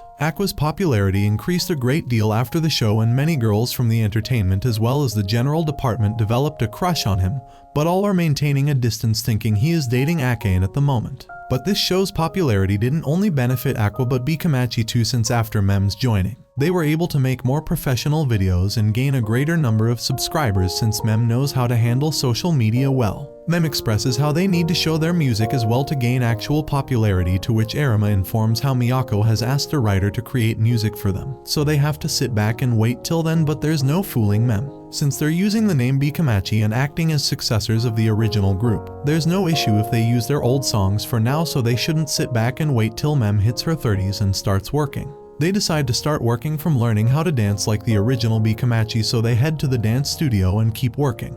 Mem and Ruby's energy is unmatched since they've been obsessed with becoming an idol, but of course, Arima does get tired of the over-enthusiasm since becoming an idol has not been her wish, so she acts a bit realistically. Arima stands near the vending machine exhausted and wonders if the two are intending to learn the rest of the 30 footage in the same day too, since she can't keep up with their enthusiasm. Her questioning thoughts on choosing to become an idol are interrupted by a water bottle touching her forehead. Aqua stands there praising her efforts, but right before she is blown away by her crush, she recalls how he kissed Akane and rudely rejects the bottle and his company. Aqua, not knowing why she's been acting this way, seems surprised and puts the bottle beside her, taking his leave after telling her that even though she and him both know she has a bad attitude and a bitter mouth, this attitude towards him might end up hurting him. This bewilders Arima, since how can he say such a thing when he's the one who hurt her? She tries to stop him, but it's too late and the corridor is already empty. Aqua meets up with the producer, who labels the topic of conversation as digging up someone's grave. He warns Aqua one last time that it's never a good idea for a fan to dig up the reality of their favorite celebrity, but he knows no fan ever listens. He shares how initially Aiz had a very casual attitude since she was a country girl. She remained introverted and never bothered about her dressing sense. Her professionalism wasn't at par, so he decided to help Aiz by introducing her to a theater workshop. She was groomed at the theater Lalai back when it wasn't very famous. The producer shares that he is sure she fell in love with someone there since she started caring about her appearance and used to ask for good restaurants to eat at.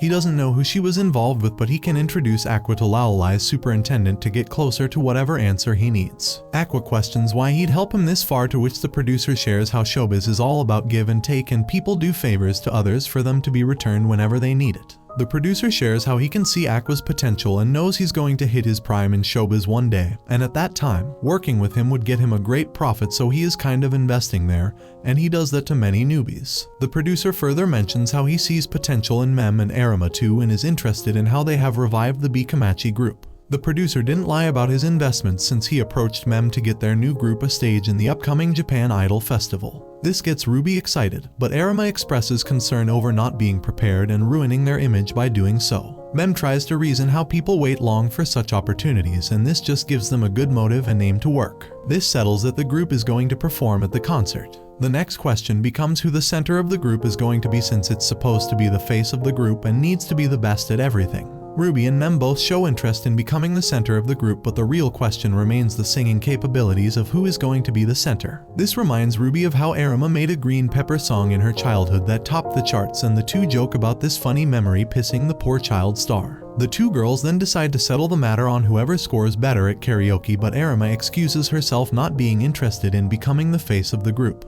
Arima shares how she tried out different fields since her childhood but never got popular once and has no fan following. She sits with her back facing them and tells them dejectedly that the center should be someone with a pretty face like Ruby or a good fan following like Mem, and not a bitter woman like her. Ruby expresses concern over her sulky attitude, but Mem tells her sweetly to join them later. At the karaoke, both get points in the 40 seconds and 50 seconds, proving how lame singers the two idols are, and argue with each other over the other being a bad singer. The two then settle, knowing they both need to practice their singing. Wanting to make fun of the Green Pepper song, they search for it and notice how Arima released some more songs after Green Pepper which never gained popularity. They decide to listen to one of the songs and realize that Arima worked on her singing after the Green Pepper song and sang those new songs even better. Meanwhile, the bitter self-deprecating girl who calls herself poor at singing sits in another karaoke room sipping her soda with a score of 97. The two overly energetic group members finally convinced Arima to become the group center since she's far better at singing than Mem and Ruby. However, the two thought it would be better to fool Arima into becoming the center by directly announcing it on camera rather than sitting down and convincing her with rational reasoning.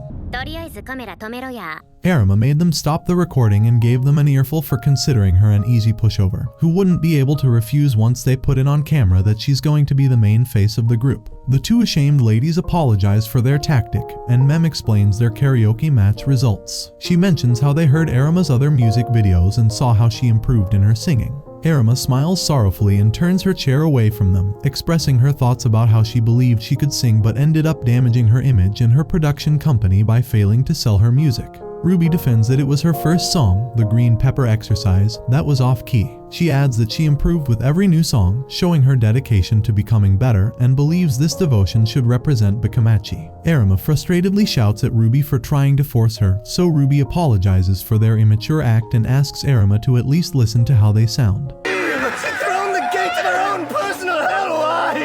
In the evening, the three in their dance practice, of course, Arima is the center. Mem and Ruby are satisfied that everything is sorted out in the end, and they convince Arima to be the center. Arima mocks them for being terrible at singing while trying to become idols. After hearing them sing, she knows she's better than the two to become the center, even though she doesn't want to be the center of the group. Miek visits them and shares that they need to push themselves since there isn't much time left for the concert, so she gets someone to help them train. Arima wonders if it's Aqua, but to her surprise, she finds Mr. Pian instead. Ruby is happy to see him, while Mem is stunned as he's in the same field as her and has been a pro dancer before. Mem is also a fan of him, leaving only Arima unamused. Pion has experience in choreographing for idols, so Mem asks where they could be improved from his point of view. Pion mentions that the first thing they need to work on is their stamina, which means exercising every day. After they're exhausted, they'll go through their set list 3 times while maintaining a smile on their faces. They start their training under Pion, and other than that as well. Mem and Ruby even discuss different transitions to make their stage performances more eye-catching. Arima watches them from the balcony while sipping on her juice and wonders where they get so much energy from. Pion visits Arima on the balcony, questioning if she regrets becoming an idol. She tells him she doesn't regret the decision she made for herself,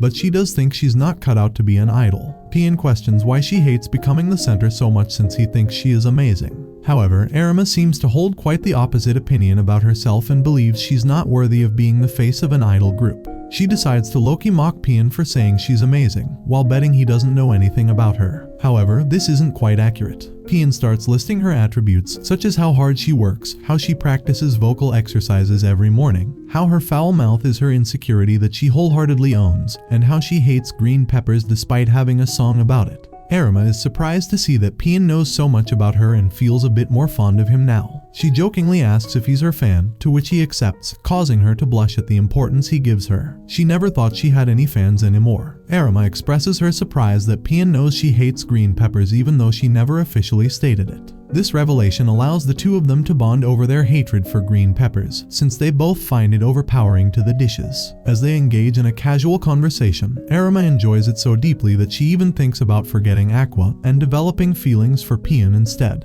On the other hand, Ruby and Mem notice Pian conversing with Arima and feel grateful that he spared so much time to help them. Mem casually mentions that his physique is not as built as it appears in the videos, making him resemble Aqua in a mask. Ruby starts laughing at the amusing possibility of Aqua speaking in a duck voice. After their training session, Pian praises Arima and offers her water, making her mention how nice he is compared to Aqua. Mem questions if Arima hates Aqua, leading Arima to go on a rant about all the problems she has with Aqua, expressing her dislike for him. She also mentions how she used to think he was cute when they were children. Mem asks if they have known each other since then, causing Arima to go into another rant about how Aqua was cute and nice in the past. But now he seems evil. This confuses Mem, who can't tell what Arima is getting at. Meanwhile, Pian watches the three of them from outside the practice room and engages in a conversation with Aqua over a call. He discusses their progress and lists their qualities and what he should do next for them. But what's surprising is that it's not Aqua on call, but Pian. While Aqua stands dressed as Pian in front of the girls. Mem's opinion was right about the similarity, since it has been Aqua who has been helping and guiding them throughout their training, while Pian has been on vacation, assisting Aqua through videos and calls. Upon Pian's question, Aqua tells him that he did it since Arima wouldn't have listened to his words. However, Pian is confident that she would have, making Aqua mention how he isn't strong enough to test that. At night, while Mem has dozed off completely, Ruby can't sleep due to the excitement. Arima tries to convince her to get some rest, explaining that a lack of sleep might reduce her charm. However, Ruby just cannot keep her adrenaline under control.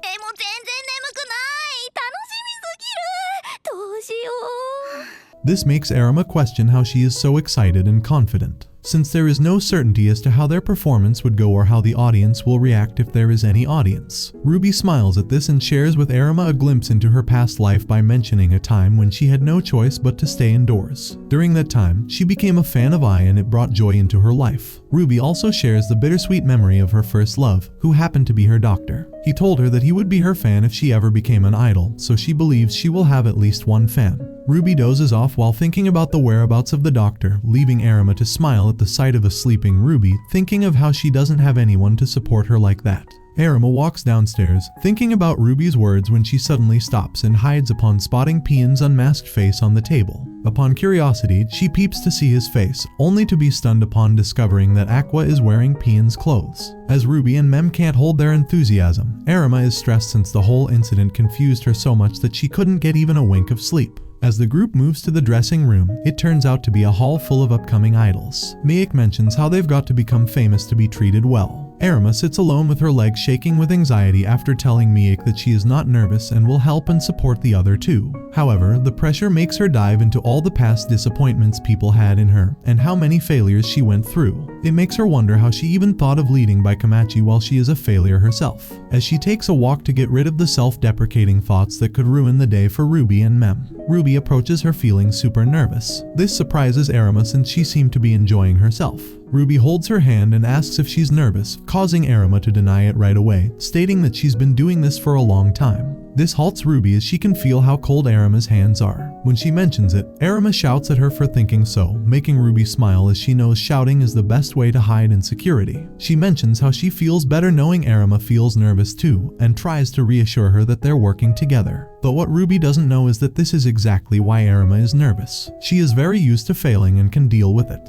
But she doesn't want Ruby and Mem to go through the same pain. Ruby pauses for a moment and mentions how she doesn't know much about Arima's past. But to her, Arima is the same rookie idol who is working hard like many other rookies out there. It doesn't matter if she screws up since it's part of their journey, so they should just enjoy all the challenges and give their best. This helps Arima greatly and makes her smile as Ruby drags her to prepare for their performance. A group of 3 people stops for the performance of Baikamachi since the 2 young ones want to stay to watch Mem, while their boss, the older one, used to be a fan of I, so he stays to watch what this Baikamachi is about. Ruby chose her penlight color to be red since it was eyes, while Mem chose yellow. The white penlight fascinated Arima, so she chose it for herself. As they stand on stage, Arima notices how the crowd is not bad, and she can see it's because of Mem, due to the large presence of the yellow lights. She also notices that the number of red pen lights isn't bad either. As they perform their first song, Arima does not feel as nervous anymore and can perform normally. However, she also notices the lack of white lights in the crowd and wonders if people would have liked to see Mem as the center of the group.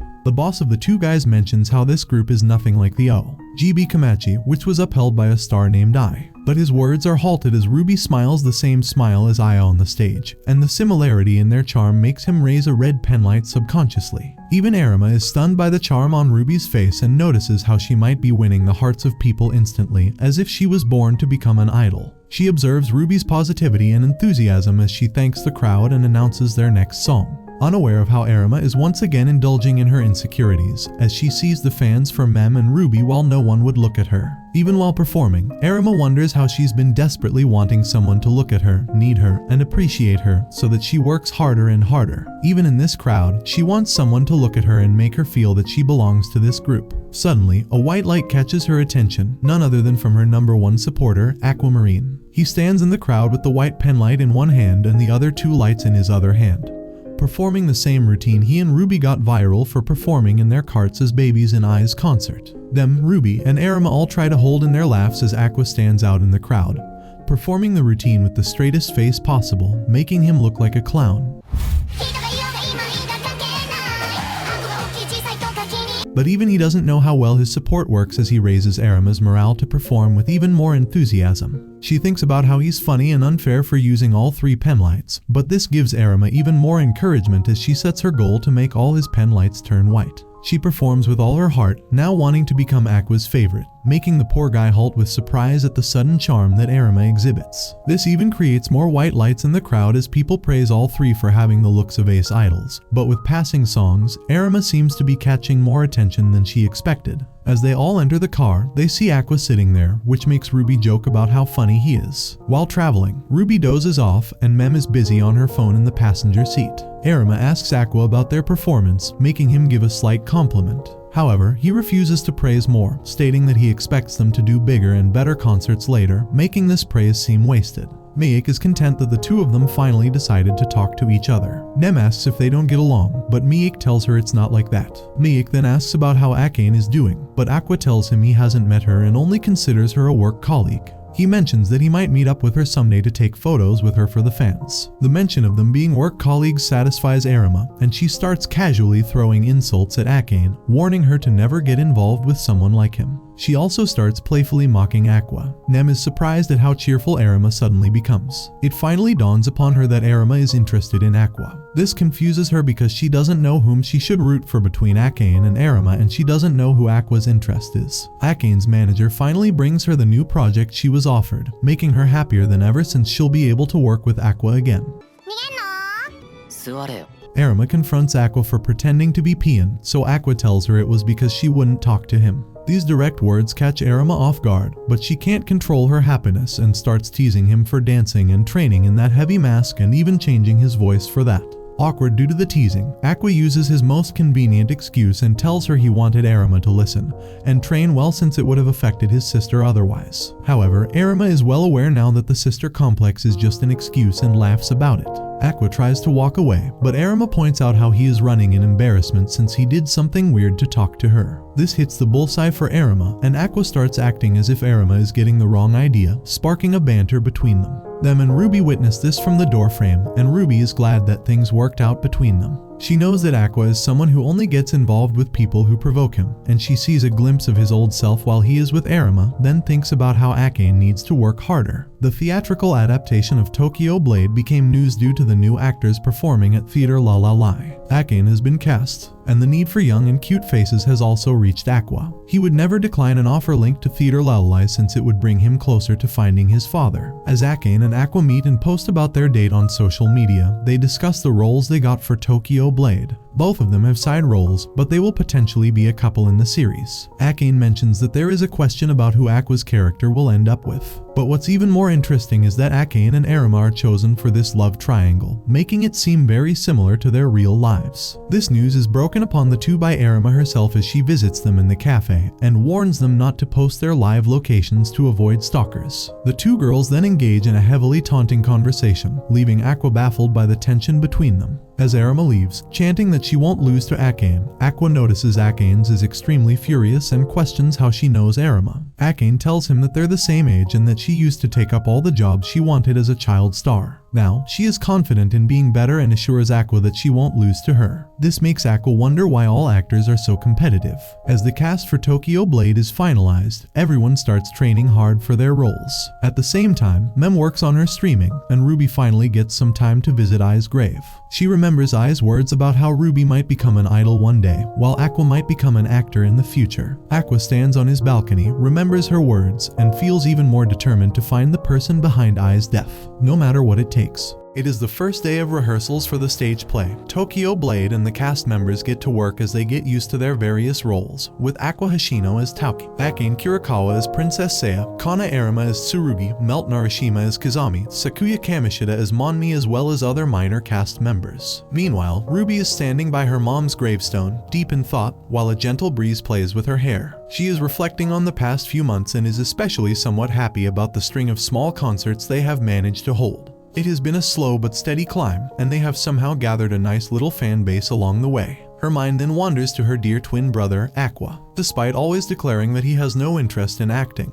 He keeps snagging acting gigs when they come through. Ruby is a bit worried because she cannot exactly figure out what he is thinking or what his next move might be. She then immediately recalls that he now has a cute girlfriend who he met and dated thanks to a certain TV show. She is also an actress and would be involved alongside Aqua in the current stage play. However, each time, he usually mentions to Ruby that they were only a couple for work's sake and there are no other strings attached outside of work. Her daydreams shift to her own life as she believes she is doing well at least. She imagines herself on stage at a dome concert, something her mother never got to do, and is even more determined than ever to give her all to being an idol, not just for herself but to honor her mom's dreams too. Meanwhile, back at the rehearsal venue for the stage play, Aqua is knee-deep in the script for their current project, Tokyo Blade. He notices he only shares the screen with Arima in the final scenes, and as he thinks about all of it, his girlfriend, Akane, shows up and interrupts his train of thought, asking if he's bummed about not having more scenes with Arima, also mentioning to him that it seems he is actually getting along quite well with Arima as they both came down to the preliminary meeting together. Aqua grins as he does not agree with Akane. He tells her that it is actually a relief when they both don't perform at the same time because Arima's intensity on set is enough to scare the wits out of anyone. Plus, he enjoys the peace and quiet when she's not around to critique his every move. Akane starts chatting with Aqua about acting and her deep passion for it.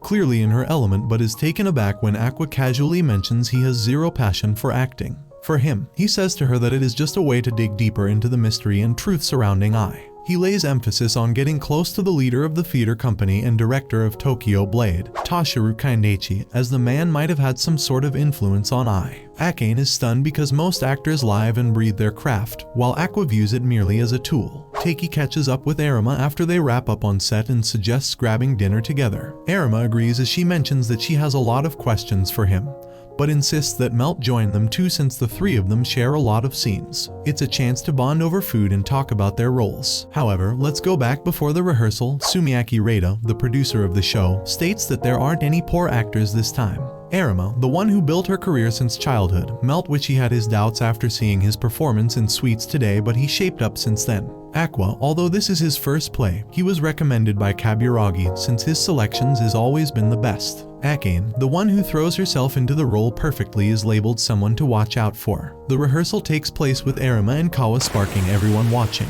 Kawa tells Arima that there isn't no need to hold back, and Arima goes all out, stunning everyone, making it seem as if they are actually in the anime. Akane decides to take notes on their performance, seeing that Arima isn't just all talk.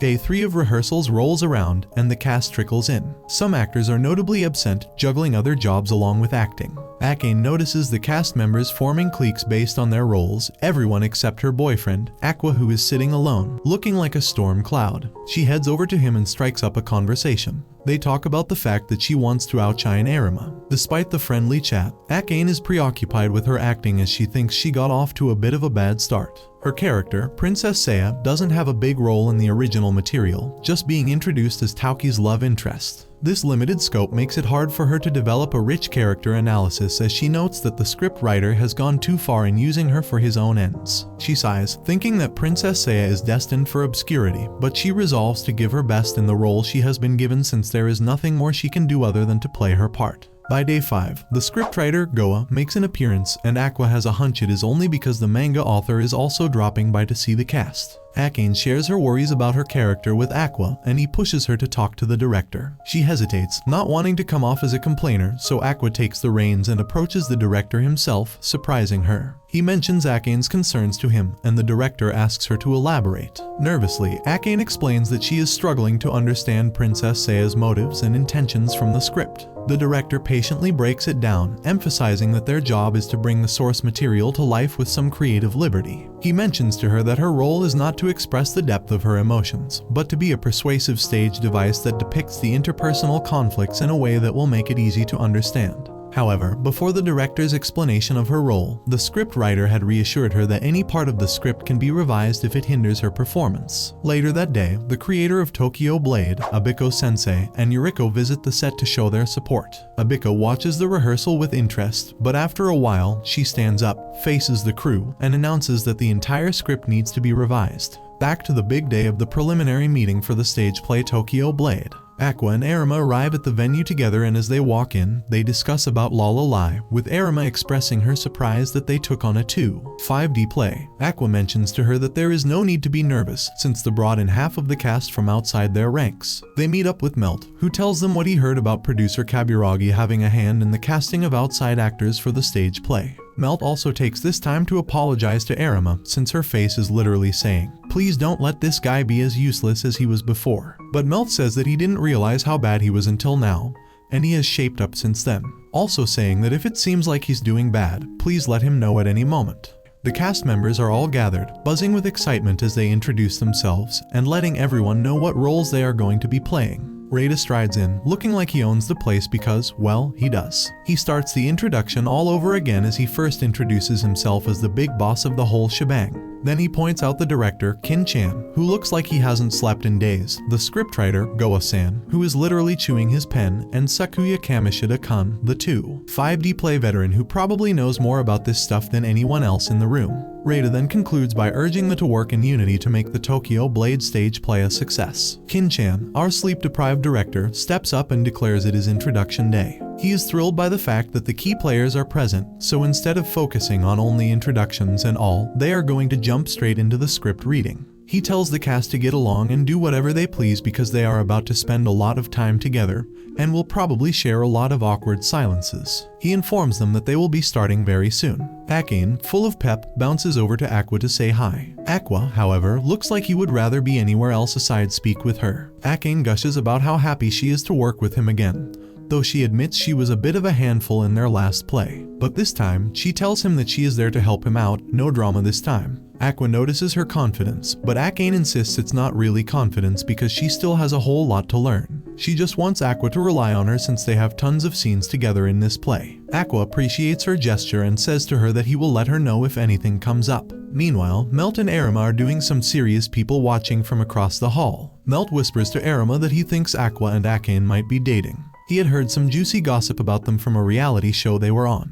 Arima isn't really buying it. She thinks whatever happened on that show was all for the cameras and adds that the fans would not really fancy if they split ways after delivering a great act together, but admits they do seem very close. Melt, however, thinks they are perfect for their roles in this play, almost like they were meant to be. Arima rolls her eyes, saying she hates when people mix up real life and on-stage drama. It's just plain distracting, she says. On another side of this theatrical circus, Yuriko meets up with Abiko-sensei, the creator of Tokyo Blade. They are both munching on some snacks, and Abiko tells Yuriko she wants her to join in watching the rehearsal for the Tokyo Blade stage play in some days. Yuriko agrees, although she is convinced she'll be as useful as yourself. Fast forward to present day rehearsals with Abiko saying she wants the whole script revised. Everyone, including Yuriko, looks like they have just seen a ghost. Abiko starts to explain why she wants changes, but the scriptwriter, already sweating, jumps in and apologizes. He promises to fix whatever's wrong, begging her to tell him what needs changing. Abiko snaps, saying he has included lines the characters would never say or do, and she thinks it is downright disrespectful too. She goes on a tirade, but Yuriko intervenes and takes her outside,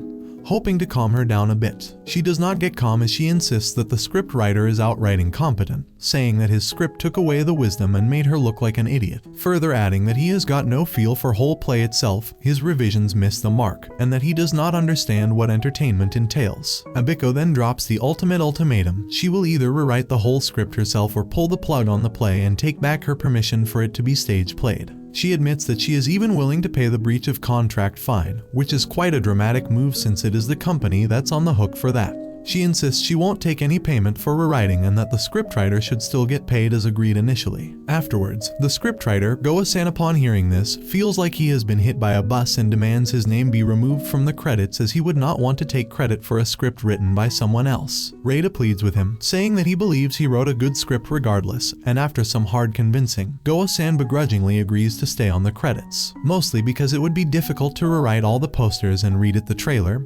But you know, back at his place, Gorou-san appears depressed and thinks about all that has happened. His thoughts drift towards the fact that he poured his soul into writing the script so it would be a good play, working day and night with no sleep, but yet at the end, none of it was appreciated. The director gathers the cast and breaks the news: rehearsals are suspended until further notice. There is a collective sigh, and everyone looks like they've just been told Christmas is cancelled. Ruby is happily talking about getting featured in Playboy to her friends and mentions finally feeling happy that she can include herself in showbiz conversations. However, she seems to forget she isn't doing much work as of now. Frill has a contradictory opinion, saying she'll feel awkward talking about work. Minami agrees that it might come across as bragging. Frill has the most serious expressions when she says how she wants to normally mention getting a dinner invite through actor Dayama's DM, but it is straight up bragging. Ruby realizes she still doesn't have much to relate to others as Minami and Frill start discussing the player nature of that actor. So, currently, Ruby is whining in front of Miyako wanting more work so she can also complain about fellow actors. Woman has got some ambitions. Miyako reminds her that they can continue once Arima is done with her play, but that seems to be a far-fetched thing too as Arima walks in announcing the conflict between staff and the original author halting the shooting. When asked about Aqua, her expressions change to annoyance, indicating where he could be, more like who he could be with. Akane takes Aqua out on a play that he expected to be a boring play since he never liked plays in the first place. However, he ends up dearly enjoying. After the show, he shares his honest opinion about how good he found it, talking about the rotation of the seats, the seamless scene changing, the perfect execution of the story, and how it felt like he was actually in the play. Akane seems to be over the moon for making Aqua happy. Reita catches up to them and shares how he likes to see the reactions of the audience after the show. He also mentions enjoying Aqua's expressions when he came out of the theater, saying that he looked like an old man.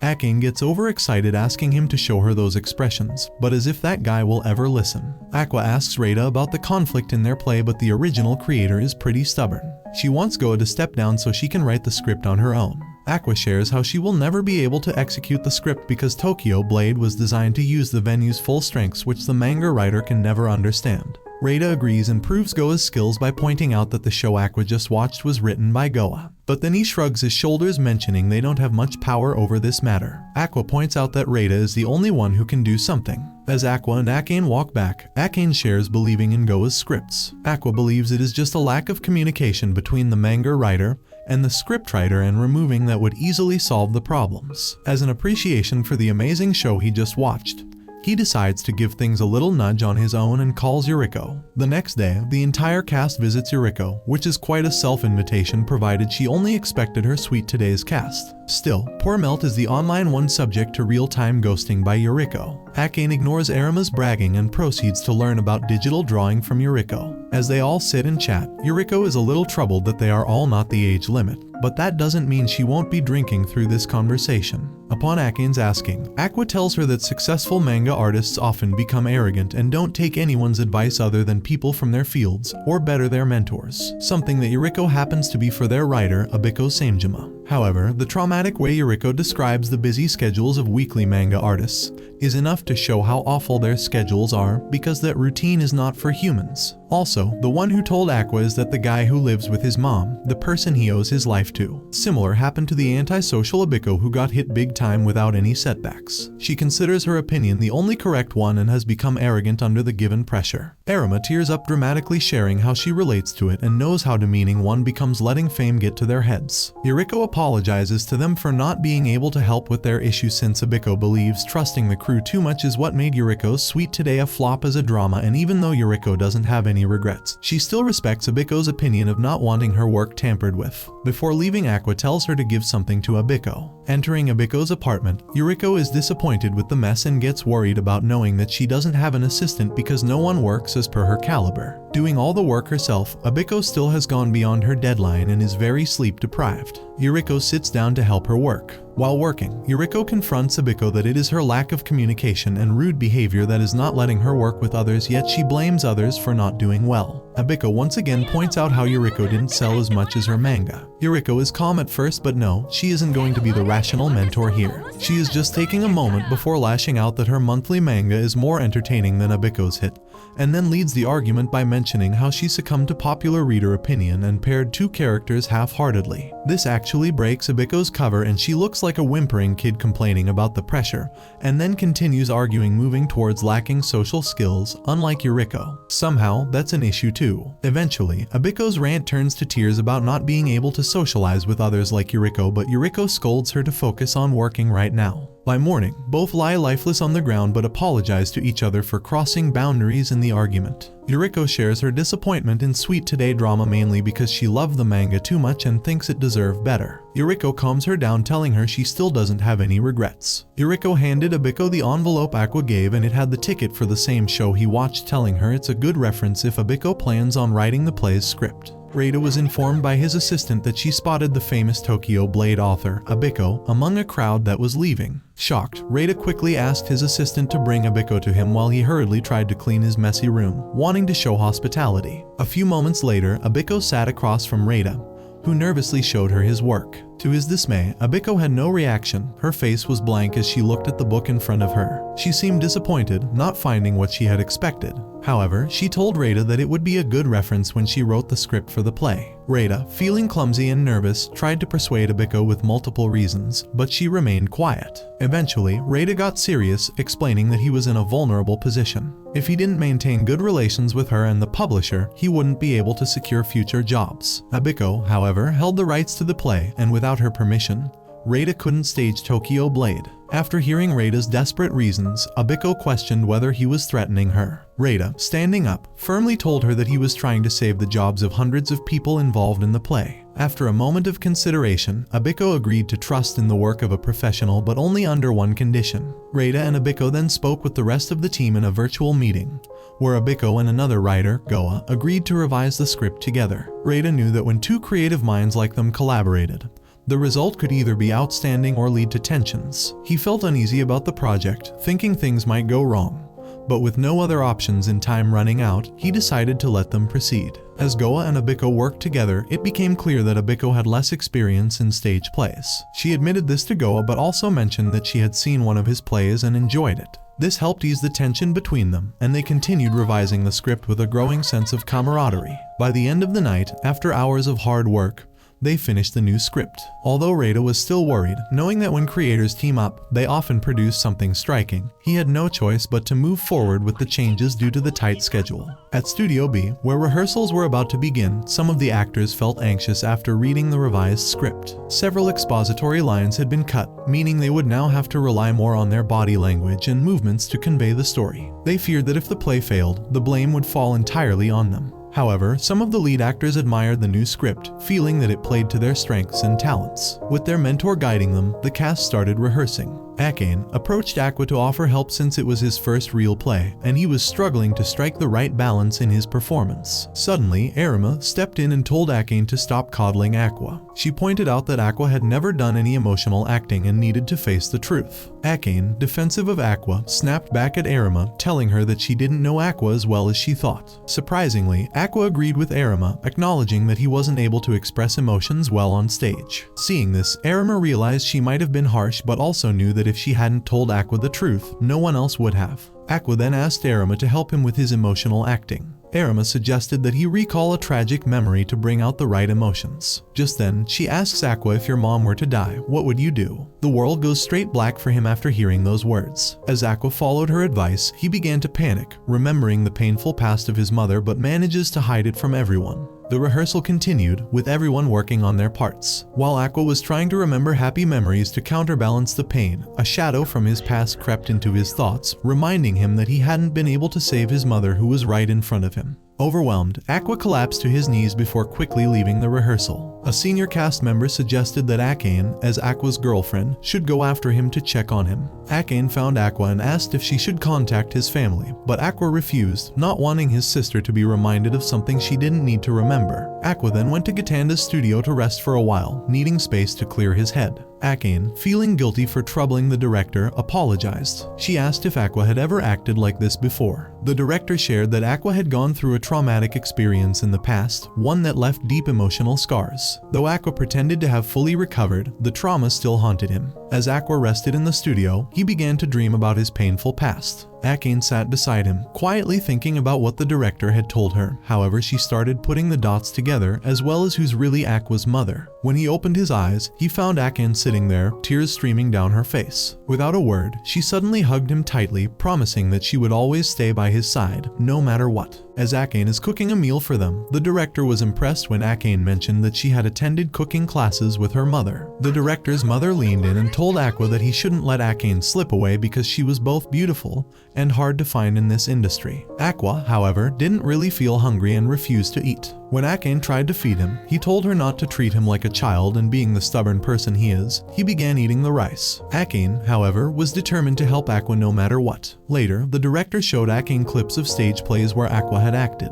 The director was a bit surprised though, considering Aqua normally wouldn't let anyone see those clips and intends to keep his work private. But surprisingly, he didn't stop him from showing them to her. As they talked, the director shared that Aqua had a tendency to faint during shoots, like he did earlier that day, and explained that Aqua isn't good at showing his emotions. Despite all this, the director saw Aqua as a talented actor, though Aqua himself wasn't satisfied with his own abilities. That evening, Aqua was staring up at the sky when Akane joined him on the balcony. She asked why he had chosen acting as a career, but instead of answering, Aqua flipped the question back to her. Akane replied that she acted simply because it was fun. Aqua finally opened up, saying that he wouldn't tell her his reason because she wouldn't understand. When Akane made a grumpy face, Aqua softened and asked how she would react if he told her that his reason for becoming an actor was to kill someone. He revealed that the person he wanted to kill was powerful in the entertainment industry, and that his goal was to rise to the top to take them down. Akane, with the face of a killer, tells him that she would help him. Aqua replies that she may be a little out of her mind. She then reminded Aqua that he still had to fulfill his duties as her boyfriend,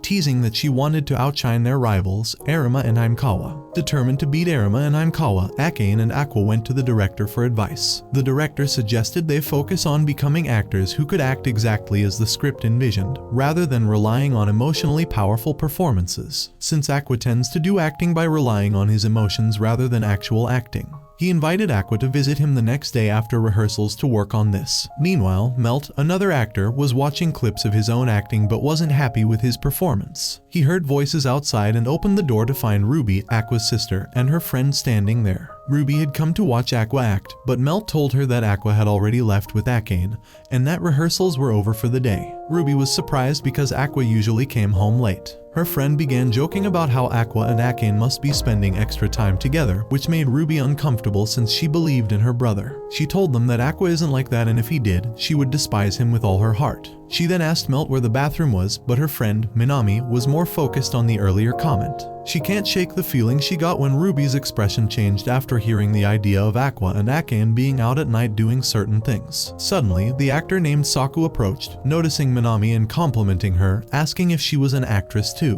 When she confirmed it, he asked for her number, making her uncomfortable. Just as she was about to give it to him, Melt appeared out of nowhere, calling Saku for an emergency meeting, which saved Minami from an awkward situation. Saku realized afterward that Melt had lied to protect Minami because messing with Aqua's sister friend could harm his career. However, Saku insulted Melt, telling him not to get high over his heels since he's the worst actor at the agency before storming off, leaving Melt questioning his abilities and crying. Ruby, on the other hand, is currently bragging about getting Saku's contact information. But her friends warned her that actors like him were often just playboys and should toss out his number, which she did. The next day, Akane was watching Kana when Kana approached her, asking why she was staring at her. Akane didn't answer clearly, so Kana pulled out an old magazine with interviews of Akane. Akane was shocked because, in one of her interviews, she had said that Kana was her favorite actress. Kana revealed that it was Hankawa who had told her about the interview. Akane, feeling embarrassed, told Kana that her ass is only worldly known for her dumbass bell pepper dance, which of course did some damage to Kana. Akane admitted that she used to admire Kana, which led to Kana teasing her. As the tension between them escalated, it almost turned into a fight. But Aqua and others stepped in to stop them. Afterward, Aqua took Akane outside, and she tells him that Kana irritates her with a passion, and when she was even younger she was even more annoying. Aqua tells her that he also worked with her in the past, and that quickly recalls that he wanted to literally strangle her before. Just as she was about to finish what she was saying about Kana, she pauses and goes to the rehearsals. Meanwhile, Kana was boasting about how much she enjoyed teasing Akane. As Melt mentioned Akane as his girlfriend, Kana told him in a serious look it was only for work. Although Kana doesn't hate Akane, she just couldn't stand how Akane always acts like she is right. Kana asked Hankawa who he thought was better between them. But Hankawa refused to pick a side, saying both were talented in their own features since childhood. He did mention, however, that Kana would probably win in the upcoming project because he was on her side though. As they march onto the stage with powerful commitment, Aqua and Akane decide to go to the director's place for more training, while Melt asks Ruby to help him train. Since earlier, Saku told Melt that compared to those four, he is nowhere near their level. Now the day of the play is here with Abiko and Yuriko nervously preparing for the play. Goa, the script writer, approached and told Abiko that the play would turn out perfectly since they both worked on it together. Abiko, who was shy and had spent most of her youth focused on manga, was nervous around men and hid behind Yuriko. Goa assured her that the play's success would depend on the actors' performances. Inside the theater, Ruby sat proudly in the VIP section, while the director, Kanto, came to see how the play would end. In the backstage, Arima and Akane exchanged challenging glances, with Arima vowing to outshine Akane. Aqua, haunted by memories of his past, looked at a photo of his mother AI, which made him feel sick. As the play began, a sword lay center stage, symbolizing the intense drama that was about to unfold. The stage play begins with a dramatic introduction about a famous war with no clear winner. It centers on the 21 legendary swords scattered across the eastern lands. The story follows a man who obtains one of these swords, and the characters are introduced. The main character is played by Hankawa, while Kana plays the sword guard, who challenges Hankawa's character. In this confrontation, Hankawa's character triumphs. As the next scene unfolds, Kana and Hankawa's characters continue their journey together. Along the way, they encounter another group. After a brief competition, Hankawa's character easily defeats the new group, leading to a friendship forming with one of them, Melt. The second act begins, where Melt takes on a larger role. He faces off against another character, played by Sakuya. Both stand on stage, reciting their lines, while Melt internally compares himself to Sakuya. Both are famous, especially among women, but Sakuya's acting skills are superior to Melt's. This thought weighs heavily on Melt as the fight begins. During the battle, the scene drifts towards the past, where Reita thanked Kangashi for bringing Heya into the play, as his acting is impressive, and also mentioned how he was thankful that he got Kana and Aqua, as their acting skills are amazing. However, he doesn't understand why he bought Melt into this. Know your place, trash. Reita feared that Melt lags behind the others in terms of skill and might ruin the play, and also recalls Melt's poor performance in Sweet Today. Despite this, Reita reluctantly accepted Melt in the play because Masaya believes in him. Masaya reassures Reita that Melt has improved and is no longer the same actor he once was. Reita agrees, acknowledging that only Yuriko, whose show Melt previously ruined, can judge him fairly. Reita also respects those who put in effort, like Melt, even into a further flashback of Melt's past in middle school. Melt has always been popular because of his good looks, had girls flocking to him, and even when he made fun of others, people laughed. Despite his popularity, Melt wasn't wealthy and thought he could just wing everything, since everything always worked in his favor. The writer of Sweets Today, as she was watching Melt, she despised him, as his acting skills were poor and felt like there were no emotions in his moves. questioning why would they put in someone with no talent in a play that the creator put so much work into. Melt and Sakuya engage in a brief fight on stage. Melt's acting is noticeably poor, and both Yuriko and the audience begin commenting on it. Even Sakuya is frustrated by Melt's performance, thinking that Melt is ruining the play. Melt, aware of his limitations, reflects on his past performances, realizing that other actors would lower their acting quality when performing with him. Also noticing how bad he was at acting when he rewatched his old performances. While Melt was running with Kana to help him with train and tells her that since his time in Suite today, he's been running daily to build stamina. Kana was impressed by his dedication, considering last time it looked like he was just an arrogant boy who thought he knew it all. Melt recalls when he asked Aqua for advice, however Aqua had told him not to worry about what others thought, and suggested he use his bad acting in a creative way. Aqua hinted that if Melt could surprise the audience with something extraordinary, they would forget his mistakes. Melt, initially confused, didn't understand Aqua's advice. However, as the audience began thinking he was a good for nothing, Melt suddenly begins performing impressive gymnastics and sword tricks, moves directly inspired by a famous manga called Ditto. And Abiko is beyond thrilled by this unexpected display, as it perfectly matches the manga's challenging choreography. The audience too is stunned by Melt's sudden skill. Aqua and Kana watching from the side, and she asks if he had given Melt this tip, but he denies it, saying he only provided a few suggestions. Nonetheless, Melt's acting has drastically improved, even surprising Sakuya, who had underestimated him. The scene shifts again to a rehearsal flashback where an actor was struggling with his performance. The actor, feeling inadequate compared to his fellow cast members, started observing others, including Akane, who was deeply understanding not only her own character, but also those of others. This made the actor feel even worse, as he hadn't even grasped his own role yet. In a moment of self-doubt, he began cursing his inability to perform. Back in the present, Melt is giving his all in the fight against Sakuya, determined to prove he isn't someone who has to be carried. He reflects on how, even though Sakuya may have spent 10 years honing his skills, Melt refuses to lose easily. Melt remembers the days when his popularity brought him attention from everyone.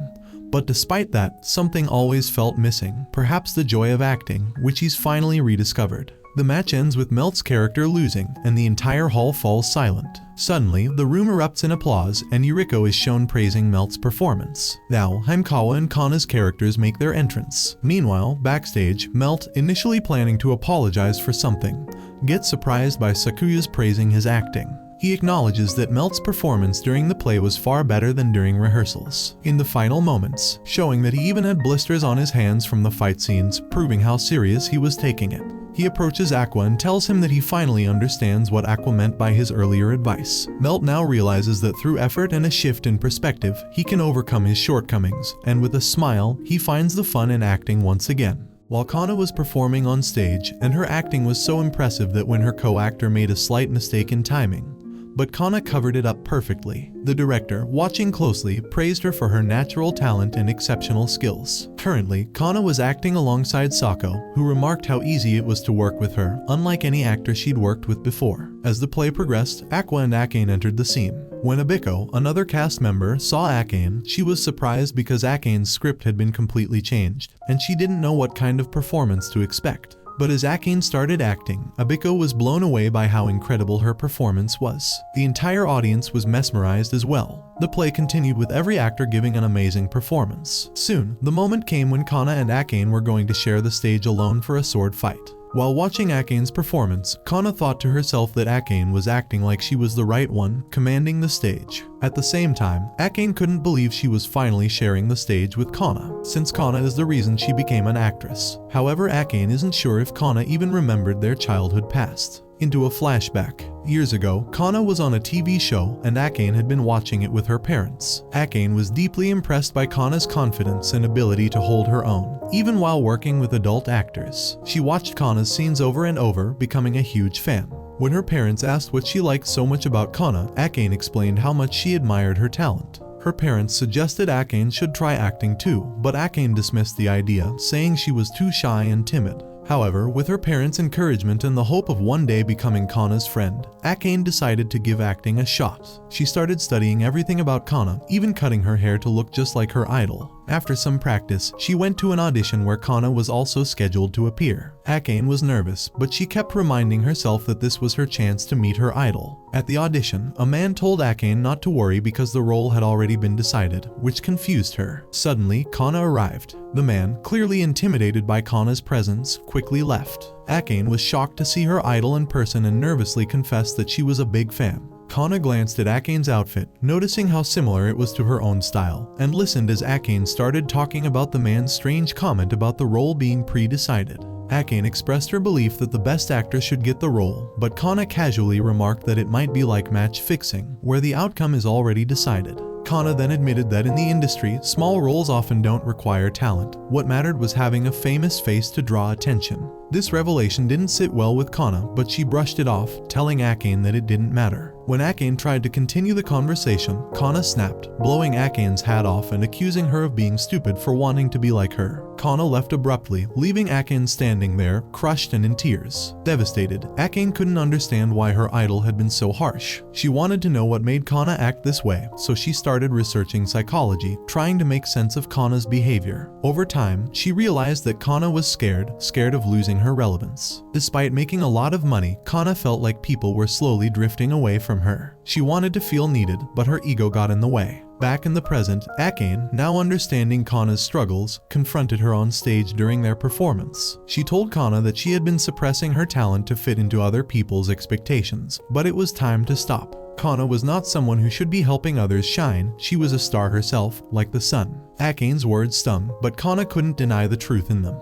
Akane then elevated her acting to an even higher level, trying to provoke Kana into doing the same. Kana could feel the tension rising. She had always believed she was helping the play by giving the spotlight to others, but now she realized that she had been diminishing her own shine in the process. The director noticed the shift too, thinking that Kana, as usual, was pushing the spotlight onto someone else. While Akane was delivering an outstanding performance, the director believed that Kana should focus on improving her own acting rather than letting her ego get in the way. Akane, however, was determined to bring out the best in Kana, trying to force her to compete in acting. As the scene progressed, Kana's mind wandered to her past. She remembered the days when her ego had caused people to turn their backs on her, leaving her completely alone. She wondered what had happened to her passion for acting. Why had it disappeared? Meanwhile, the director continued to think that Kana was intentionally making Akane look better, but Akane was desperate to stop her. She didn't want Kana to fade into the background. She wanted to compete with her, not have her throw away the spotlight. Kana's role in the play ended, and she retreated to the backstage, lost in thought. Akane wasn't happy either. She felt like she had won the spotlight unfairly, and it didn't feel good. Just then, Aqua appeared and told Akane that Kana's acting had frustrated him too. He explained that Kana had been elevating the entire play, and she didn't even realize how good she was. When Kana commanded attention, she shined brighter than anyone, but she often held herself back, which was disappointing. Akane, still pouting, admitted that she wanted to defeat Kana, but she wanted to do it fairly, with everything she had. Aqua smiled and told Akane that if she really wanted to beat Kana, she would have to step up her game even more. With a newfound determination, Akane and Aqua headed back toward the stage, ready to face Kana again. This time, it wasn't about stealing the spotlight, it was about a real, fair competition. Akane wanted Kana to give her best so they could both shine together. As she tells Aqua this, Aqua replies that they just have to drag Kana out of her shell as they march onto the stage. The play was unfolding on stage, with Melt and Sakuya playing their roles. As Sakuya watched Melt act, she commented how his movements had improved, but his acting remained as bad as ever. Meanwhile, Akane was stealing the spotlight with her performance, and Kana, observing her from backstage, couldn't take her eyes off her. Hankawa, standing beside Kana, casually remarked that she hadn't done much in the play so far. Kana responded that if everyone hogged the spotlight, the play would be ruined. Someone had to adjust, and that was her role. Curious, Kana asked Hankawa what he was up to, noticing he was holding his glasses in the air while reading the script. Hankawa explained that the makeup artist wouldn't let him wear his glasses because they'd mess up his makeup. Kana suggested he try contact lenses, but Hankawa refused, admitting he was scared of them. Kana teased him, saying that without them, he wouldn't be able to read others' expressions on stage, which was vital for acting. But Hankawa shrugged it off, claiming that, from the audience's perspective, body movements mattered more than facial expressions since most people couldn't see those small details clearly from far away. Kana found him odd but didn't push the matter. She then noticed Hankawa rereading the script and asked why. He warned her that if she didn't step up her game, Akane would outshine her. Though this upset Kana, she didn't show it. Himekawa also mentioned that he was planning to add an unscripted scene to the play and asked Kana to cover for him. Kana scoffed, confidently replying, "Who do you think I am?" The two headed toward the stage to continue the performance. As the play continued, the tension rose as the moment came for Aqua and Himekawa's characters to face off in a dramatic duel. From the audience's perspective, it was a gripping showdown. But for Himekawa and Aqua, it was a battle for the spotlight. Himekawa's acting was explosive, his emotions burning brightly like fire, while Aqua's performance was cold and distant, like ice. The contrast was stark, and an actor watching from backstage remarked how Himekawa's passionate performance was consuming everything around him. In the middle of their intense battle, Himekawa suddenly blocked an attack and pushed Kana into Aqua's arms, catching everyone off guard, including Kana, who was shocked and silently cursing Himekawa in her mind. Aqua, understanding what was happening, played along and delivered a line, saying that Kana, as a woman, didn't belong on the battlefield. He spoke about how her body was too delicate for combat, and it was a man's duty to protect her. Kana realized Aqua was pushing her into the spotlight. The play's director was equally surprised since this wasn't part of the script. But Kana knew that actors could communicate through their body movements, and Aqua was telling her to seize the moment. Aqua was giving her the space to shine, and this filled Kana with happiness. She started reminiscing about her early days in acting, remembering how her mother had pushed her into the entertainment industry to live out her own dreams of fame. Her mother's ambition got Kana into the industry by networking with important people and hosting extravagant parties. As a child, Kana had been praised as a prodigy, but as her popularity faded, her mother became desperate, resorting to extreme measures to keep Kana relevant. Kana also remembered how her father had cheated on her mother, which devastated her family. Her mother's obsession with fame grew, and she changed drastically. Teishi, a director, had once warned Kana that if she didn't learn to coexist with others in the industry, she would fade away. Kana realized that the industry valued fame and money over acting skills, which is why she scolded Akane during their first encounter as children.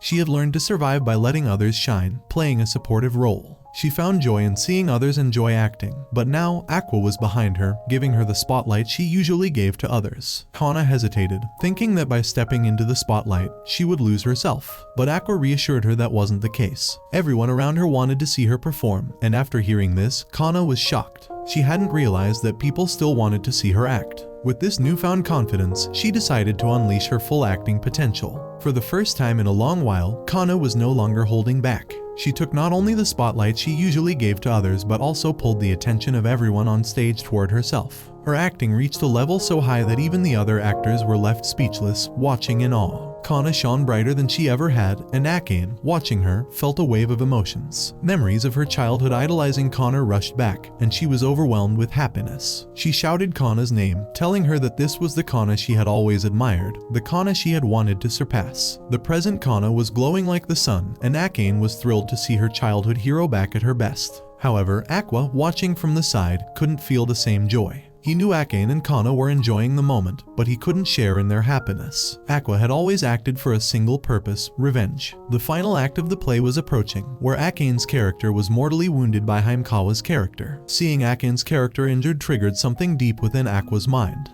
His character, devastated by Akane's injury, was supposed to give up fighting, but Aqua was lost in a memory. He remembered being with Teishi, who had given him advice about acting and emotions. Aqua had read books about trauma, learning about his own triggers. Teishi had known Aqua's trigger point well. He would lose himself if he started enjoying acting too much. Because of this, Teishi had suggested that Aqua stop acting and seek help. But Aqua refused. His only goal in acting was revenge for AI, and nothing else mattered. Teishi had warned him that if Aqua couldn't control his trauma, it would consume him. But Aqua didn't care. For him, acting was the only way to achieve his revenge. So Teishi warns him if he wants to continue acting, he cannot enjoy it at all. As these thoughts swirled in his head, Aqua's character suddenly lashed out at Himekawa's character in a rage. The fight took a dangerous turn, and Aqua's sword seemed to bend in mid-air, but it didn't stop. The blow landed, and everyone on stage and in the audience was shocked. Aqua had went fully in on his acting, but for him, nothing else mattered. The only thing driving him was revenge. With that, the play reached its climax, leaving the audience stunned and the actors surprised.